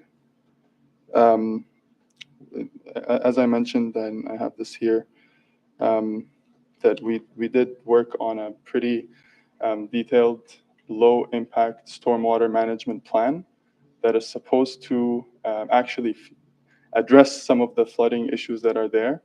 I don't know if you want me to explain how the stormwater management works in the plan, but the idea is that based on the expected rainfalls, and it's usually planned not for like regular rain, it's planned for periods of heavy rain, so events that happen once in every 30 years, once in every 50 years, etc.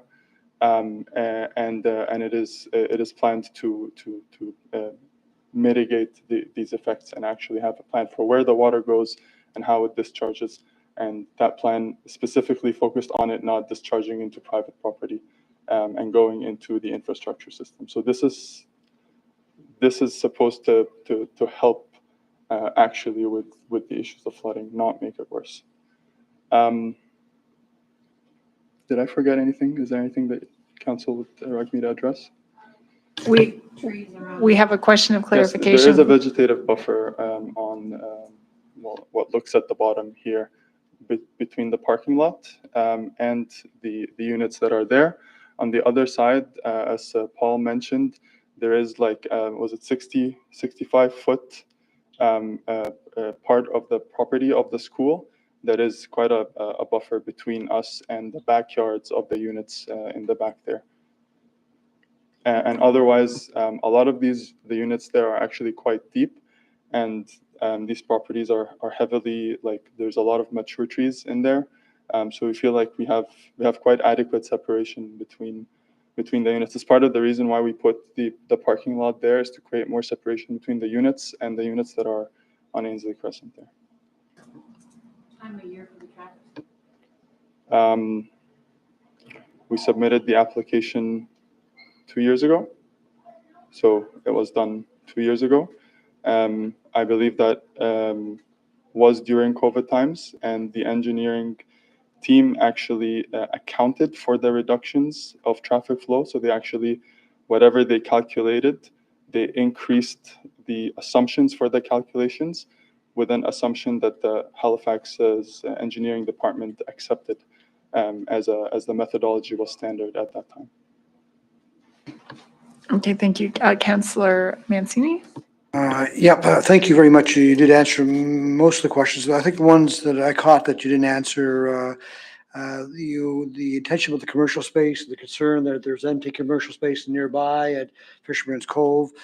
Again, it was brought up early by one of the councillors, I think, Councillor Purdy, about the second exit. Is there still a possibility? We're all very, aware of what happened with the fires and not having appropriate ins and outs of a community. So maybe you could just speak to that, if there's still a possibility of that to be put in place. I think you answered the question about emergency vehicles. I think you answered the traffic study. That was the only ones. So those two, the second exit and the commercial base. Yeah, and Paul might have some answers to that. Okay, good. Yeah, okay. So the commercial space. Commercial spaces.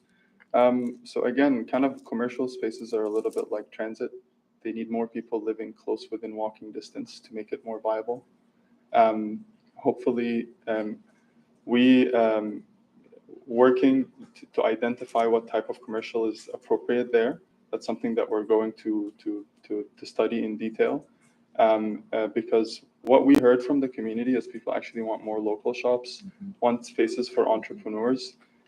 One idea we're exploring, for example, is instead of providing like multiple shops, is having kind of one bigger space where there could be booths inside that people can rent at a much more affordable rate, so that like solo entrepreneurs, people who are doing this as a side gig, people that just want a space to sell, so we can kind of create a space where they can get there and get affordable units without having to like take on a full store. There's flexibility in that, and obviously it's something that's zoned for commercial, doesn't have to mean that it will be commercial. Right. So if the commercial doesn't, if we becomes can't find tenants, if we can't find anything, I think we have a strong vested interest in providing services to people within walking distance, so that the daily needs of people should be able to buy a loaf of bread and not have to get into a car to do that, because not everyone owns a car, and we want to make this easier for people to access. So so we have a strong interest in supporting that, even we'll work with basically tenants, etc. At least that's what the developer has planned for. And you spoke about the second exit before, that staff were concerned being where you were putting that second exit was too close, and which caused a problem. Is there still a possibility in the plan to look at a second exit? Currently, there isn't, because HRM's engineering. I think Paul maybe can speak to that, but the engineering standards didn't accept an entry where there's a single family home right there that was at the corner, at the bottom left corner. That was supposed to be an entry and exit point, because we thought, well, maybe it would be nice for people who are parking there to be able to come in and out without it. But also, I think what's proposed there is another single family home instead of it, which kind of makes the transition to what we have a bit easier. As I understand that doesn't meet the engineering standards that are there, but I can't speak to that because I'm not Paul an can speak to engineer. that. Good, thank you. That's good. Thank you. And all the other sides is not our property. Right. So we can't put a road to it when we don't own it. So. Okay, thank you. All right, thank you. And Councillor Hensby, go ahead. Just clarification, through the application, I see you're doing all underground services, so I wasn't sure what kind of street lighting plan you're gonna have. That's one. Second, in regards to the buildings themselves, the density of it, is it planned to be sprinklered? In regards to all the buildings be sprinkler systems, whatever?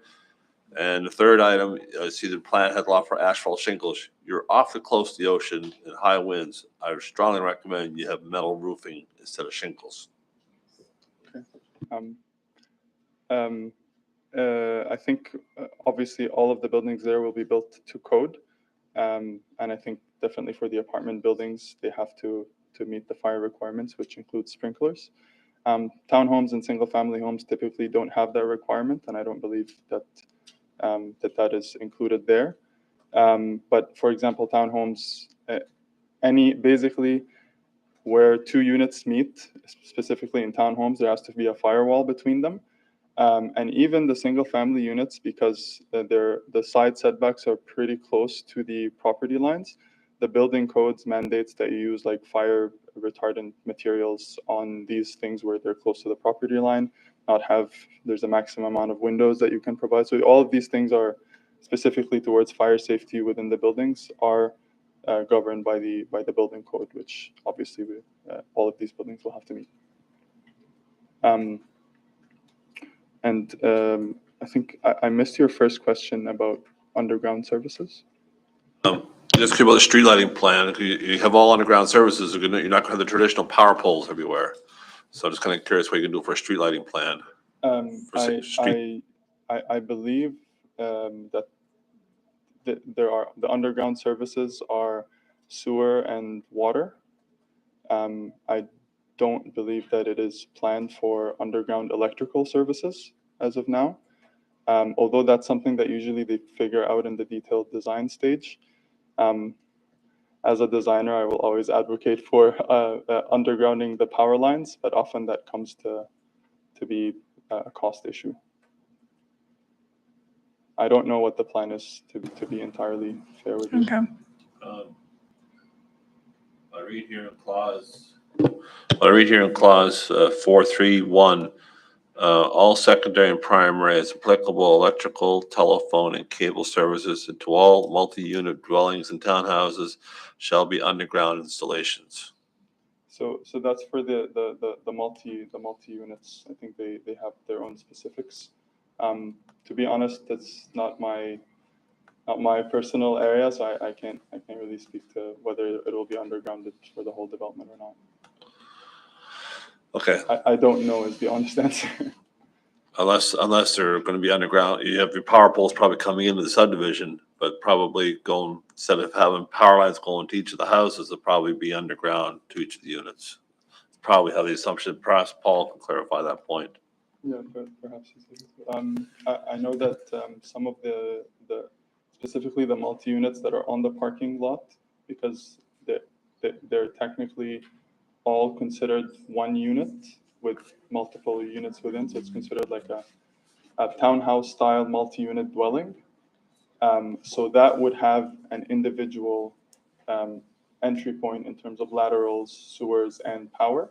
So perhaps that's what that clause is referring to, as opposed to for all of the townhouses in the single family units. That's my best. I see staff behind you conferring on that. Paul can maybe confirm. Okay, Any thank other you. questions?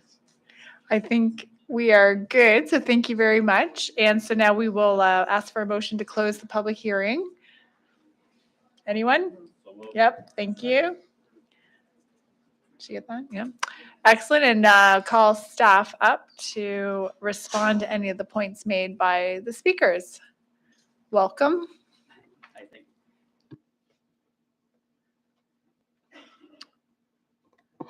Okay. I just had a couple of things, but were there specific things that council had questions about, or? Yes, I mean, the exit. The exit was the one, I think I've got Yeah. that. My only other question was, is there conversation with, if you're aware, with Halifax Transit about the anticipation of the density and making changes to transit routes? Are you aware of any of those conversations? No, not at this point. So with regards to transit, kind of like Madam Chair, you mentioned, it's kind of a slow process. I mean, in a general sense, like the more density over Right. time will Councillor change. speaking in my ear, I think she's had some conversations. She'll Yeah, clarify that. okay. Thank you, Paul. So you could ask about speak to the second exit So or. So the second exit, there was nothing, so I didn't start out with this file, so I'm not familiar with, at that point where there was a driveway proposed where that southern dwelling is right on Shore Drive, the single unit.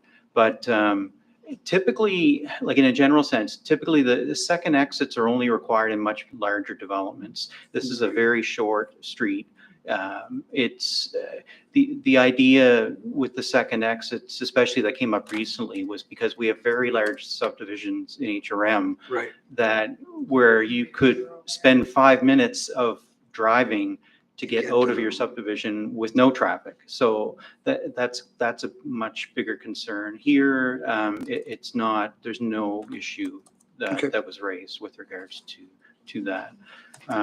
With regards to the road and the driveways, as Hussam mentioned, the fire services looked at this proposal. They actually, this site plan has been changed. There's been several iterations of this. So it was changed at one point to address some fire services comments as well. So that the public street portion will be wide enough.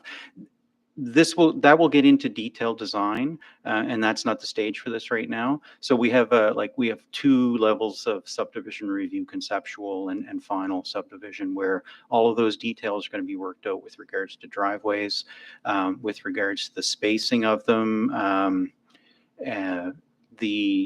whether there's going to be parking allowed on the street or in certain locations, but not in other locations.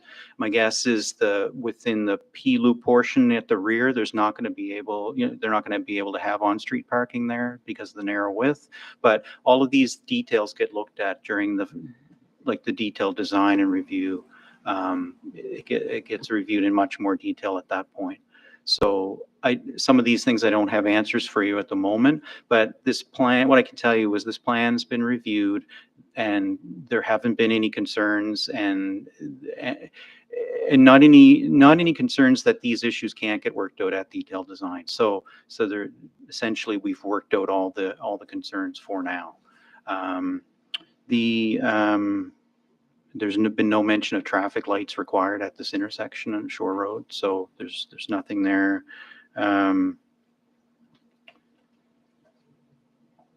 There's nothing else with regards to the road and driveways and traffic. There's nothing else that I can think of that pops out there, but there were no concerns raised. Some other issues that were mentioned, though, I can maybe talk a little about. Sam, I think, talked about the fence on the opposite side, and yeah, we don't know at this point whether HRC will have a connection. Currently, they could potentially put a driveway down and put up their own fence on that north side property line. But there's been no indication. I don't think they know yet what they want to do with that strip of land. But they do own it, and it's 66 feet wide, and that provides distance in itself. Doesn't necessarily provide a buffer, but it helps a lot. And with regards to privacy in this kind of situation, there's a certain element of individual homeowners having to create their own privacy in urban and suburban settings. That's easy to do with planting trees and bushes and putting up lattice on decks and things like that. So you can create your own privacy that way.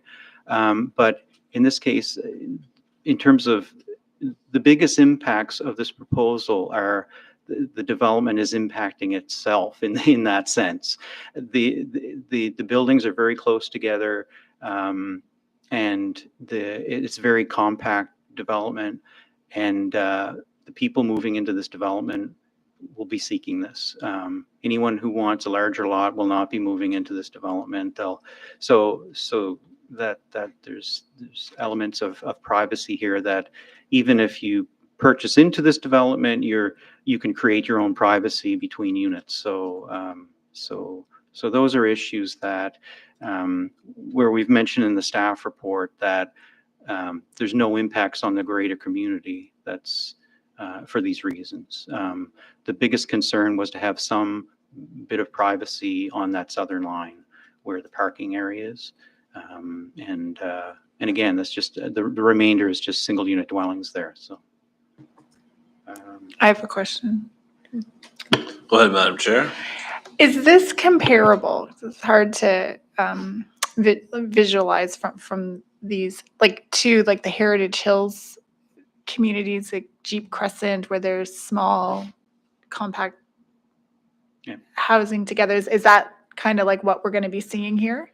I mean, it's comparable, and it's actually even more dense. But that allowed for for example, the open spaces, and we would want to have seen landscaping around, in the open spaces around these buildings anyway. But this is, I referred to as medium density. It's comparable or more dense if you look at the Heritage Hills example. And I have another question, just on that secondary exit.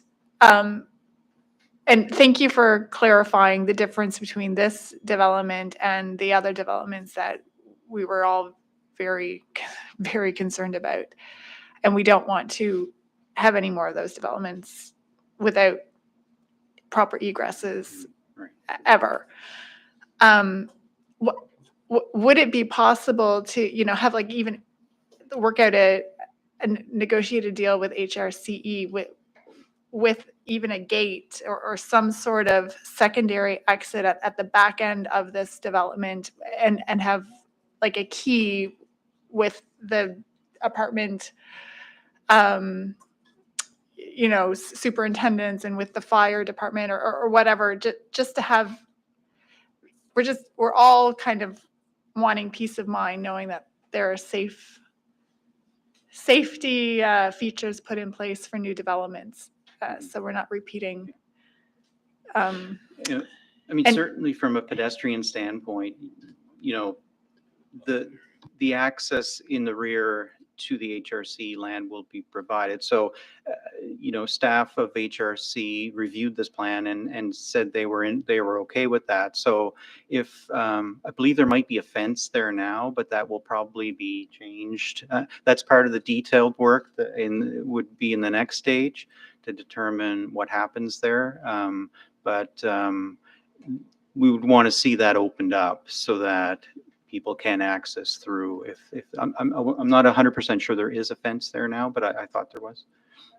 Will that, just out of curiosity, will that green space where there is like the allowance of walking to school, which is great idea, so they don't have to go around the community, would that fit a car, just hypothetically? I mean, width-wise, yes. But I don't think it would be appropriate to. So you'd need like a four-wheeler. I mean, essentially, there was no concern from staff in terms of a second exit, like a vehicle exit. Okay. There was no need for that kind of level of request or, yeah. Okay. The issue was not raised whatsoever. Yeah. Okay. Anyone else have a? Okay. Move the public hearing closed. It's already closed, but thank you. That's good. That's good. Pardon me? Oh, so we need to put the motion on the floor then. Go ahead, Councillor. Thank you, Madam Chair. I move to adopt the amendment to Schedule A of the Land Use Bylaw for Eastern Passage Cow Bay as set out in Attachment A of the staff report dated June 1st, 2023.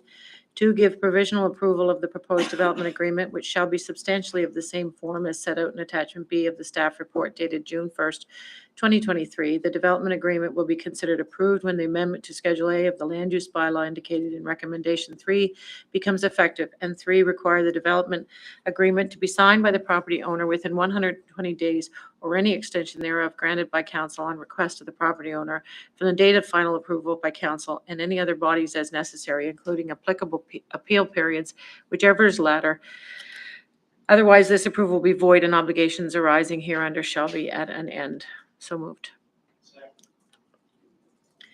Thank you. Okay, go ahead. Councillor Austin. So just so the public knows, we have to put the motion on the floor to actually have the debate, but now I'll speak to it.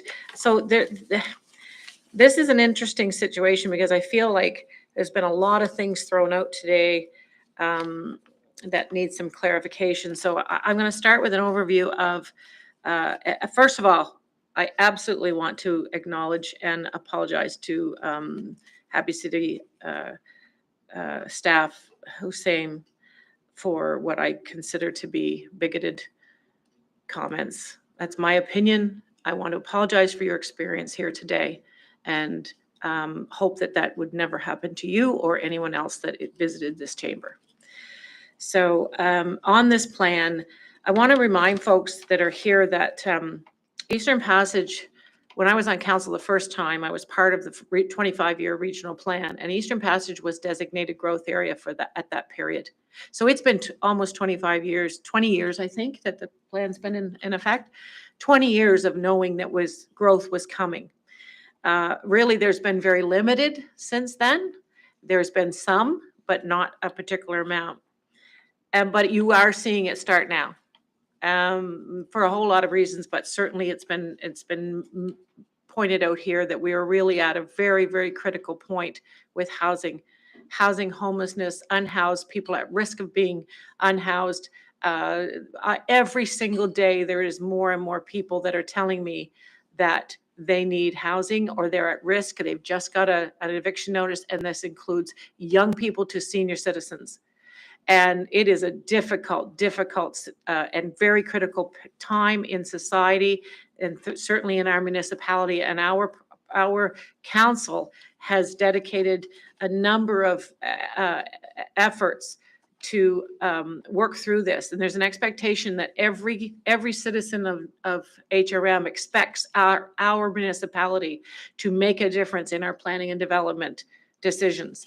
So on that, I want to remind people as well that this is vacant land. This is vacant land that's been vacant for a very long time. It's been referenced here that it's not a good location. I'm not sure what else would be a better location in relation to it's already in a housing area. It's a natural place for development, and there are already three to 4 story buildings in Eastern Passage. The notion that it's a small fishing village, we've passed that space a very, very long time ago in the Eastern Passage Cow Bay area. I think that it's important to note that I want to clarify a couple of things. We talked about the road standards, including Shore Road, meet the standards of passability and the volume of traffic. That's been identified in many traffic studies that we have, that it's not a priority for traffic calming because it meets the criteria that the municipality has. Heartland Point is not being developed as might have been implied here today. Heartland Point has a facility that's being built by D&D for a land use building facility to build the internal of capacity of ships that are being built at the shipyard. So it's not being developed as it would have been suggested here. Fisherman's Cove does not have vacancies.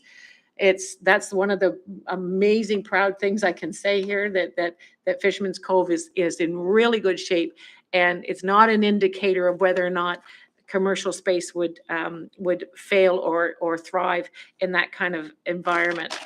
The water and sewer capacity, I want to remind people that $35 million waste treatment plan in Eastern Passage that was started when I was on council the first time still has a huge volume of capacity that's vetted in every development application that comes through. That was also vetted and considered in the 25-year regional plan in all the reviews since. And so that's why the Eastern Passage area continues to be a growth area, because it does have sewer and water capacity.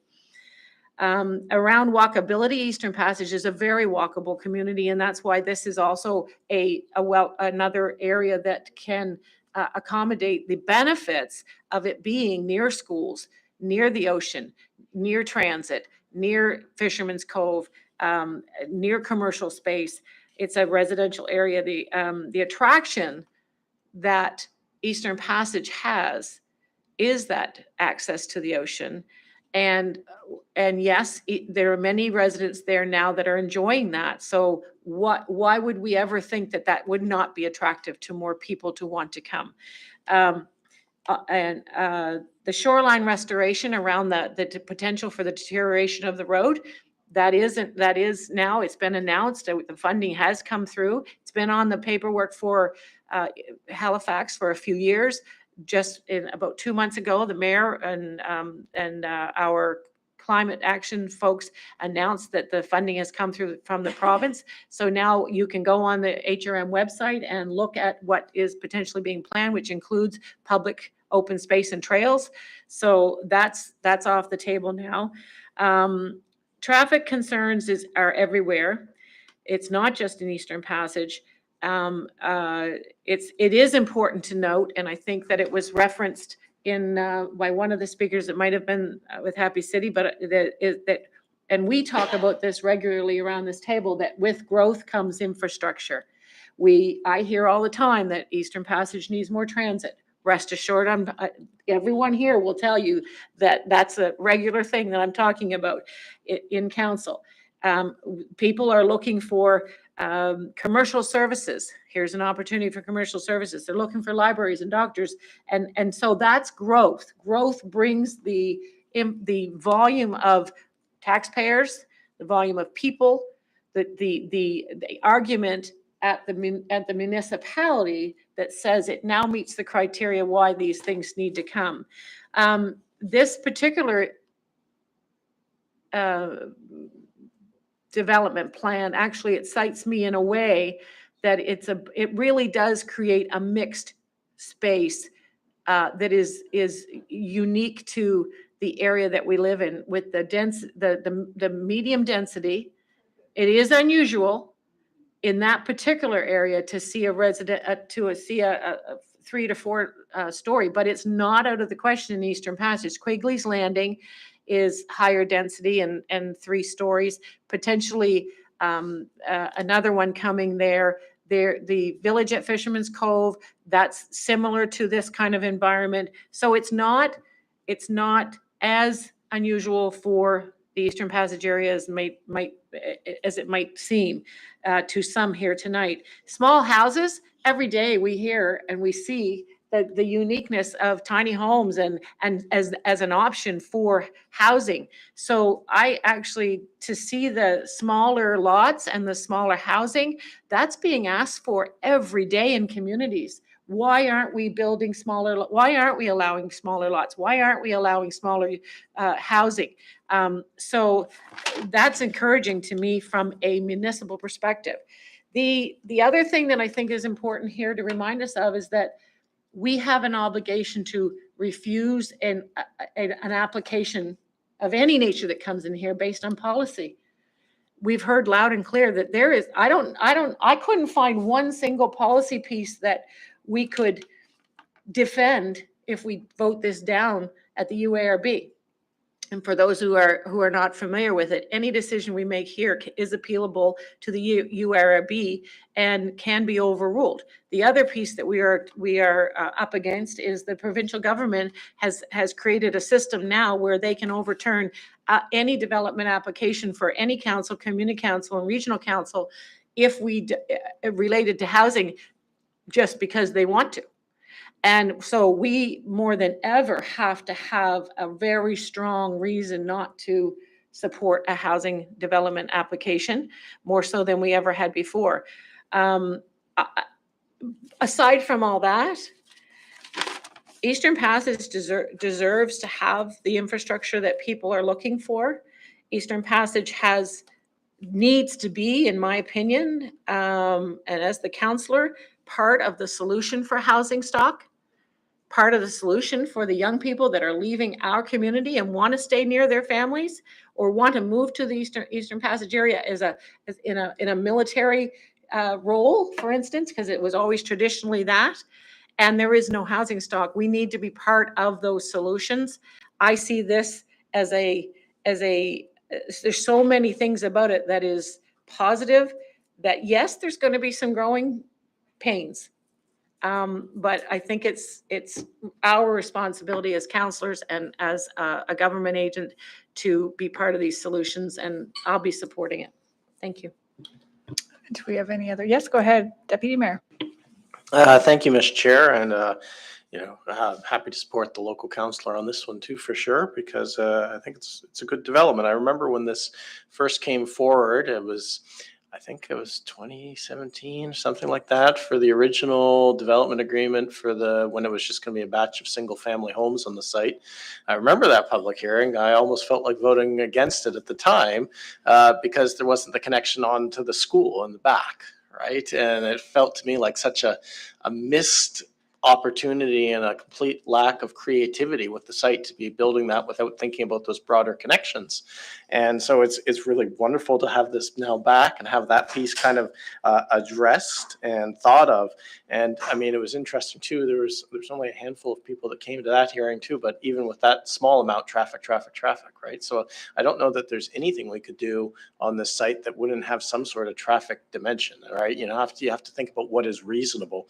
And I think on this, this is an attractive development. It's not, it's an increase in scale, but it's not a completely out of context increase in scale. Unlike the previous development that we had this evening on Circassian, the high density here, they face the ocean and they face into themselves, right? So they're not actually even facing onto any adjoining resident's backyard. It's even more suitable from that perspective. You've got the transit there. I think the maritime flair piece is really perfect for an Eastern Passage dynamic when you look at what's just up the street. It's on transit. I mean, there is Councillor Kent's kind of correcting the record on the vacancy piece. I don't know about that one myself, and walkability in Eastern Passage, but if you want spaces to be full, and this is something we're wrestling with in downtown Dartmouth, because our commercial space is great for bars and restaurants. It's still a bit of a slog in terms of retail. If you want those places to be full and vibrant, you need people. If you want the better transit access, you need people. And if you want the diversity of housing in your community so that there's a place for a senior to downsize, for a young person to start out, you need more diversity of housing. And I think, as we think about suburban development, we built suburbs in one way for a long time, which was only tract upon tract of single family housing. And we can't continue to do that. We have to start to incorporate more diversity of housing types into our communities. And I think this development is a really thoughtful one. And I think it really strives to do exactly that. And so happy to support it. The one piece I really want to emphasize, because I'm still a little disappointed on it. I get where staff are coming from, where they have said, you know what, we got the Eastern Passage Commons. We got oodles of park space in the area. We don't need more park space. Please just give us cash. I think there's almost a lack of creativity and an acknowledgement of people need different types of parks, right? And this is more of a neighborhood type focused park space. And, to me, I think if this was any other developer, that park would not even be there, because they would have looked at that and said, fine, HRM, you're going to charge me for a park. You're not going to give me any credit for the park space I'm providing. To heck with that. I'll put another row of housing, or people will have bigger backyards. I'm not doing it, because I'm not going to take that on for nothing.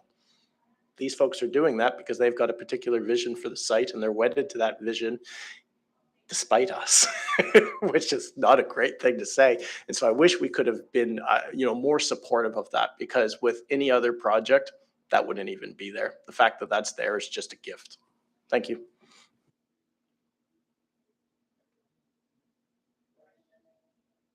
Okay, I just wanted to say this, I lived in Heritage Hills and Jeep Crescent, very small, because this was what it reminds me of when my kids were small. And it was such a community atmosphere. And that's, I know, your vision here with your development to create that family community. It's the potential is really, really good to create a really close-knit community. And just your attention to detail, even with, the question of why are the driveways together, to create more space and to create the neighbors to be able to come together and see face to face and not have a car separating.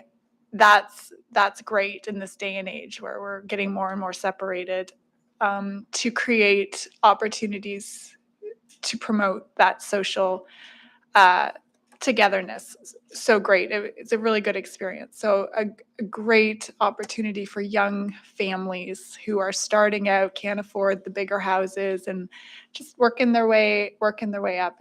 It's and very walkable. I walked everywhere in Eastern Passage with my stroller, stuck all the kids in and went. So yeah, I know. No, back then there was only 3. So anyway, so it is good. I thank you for the clarification from staff just about that second egress, just trying to wrap my head around when that is necessary, when it's not. That's very important to know when we're making these decisions. But like Councillor Kent said to the area councillor, our decisions need to be so based on the policies, because there's just so many other consider pressures. So this fits all of the policies, and traffic is a real concern everywhere, and our communities are changing. I know my community, Harbour, hasn't seen development in decades, really, and boy, it's changing. It's in for some big changes coming up, because we need housing. So we're all going to be impacted, and we're all going to be affected. And just hope we get our transit fixed soon, and sorted out soon. So I'll also be supporting this. We'll call for the question. Question is called. All in favor, say aye.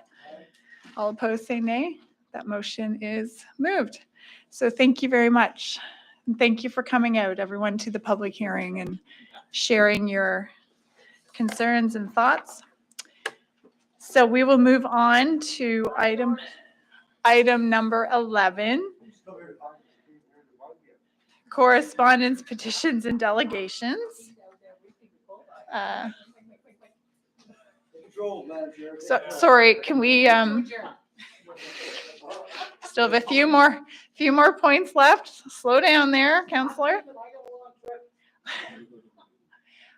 Do we have any correspondence? Was any correspondence received, Madam Clerk? Correspondence was received for item 10.1.1 and 10.1.2 and was circulated to all members of the committee. All right, thank you very much. And petitions, do we have any petitions for this evening? No petitions from the clerk's office. All right, we do not have any information items brought forward. We do not have any reports. Motions, we do not have any motions. We have no in-camera, no added items, notices of motion, none. Public participation. I don't think so. Do we have any speakers who wish to speak? Any speakers? Any speakers? No. We have our next meeting dated for September 7th, 2023. And we have a motion to adjourn. Yes, thank you very much. Take care, everyone.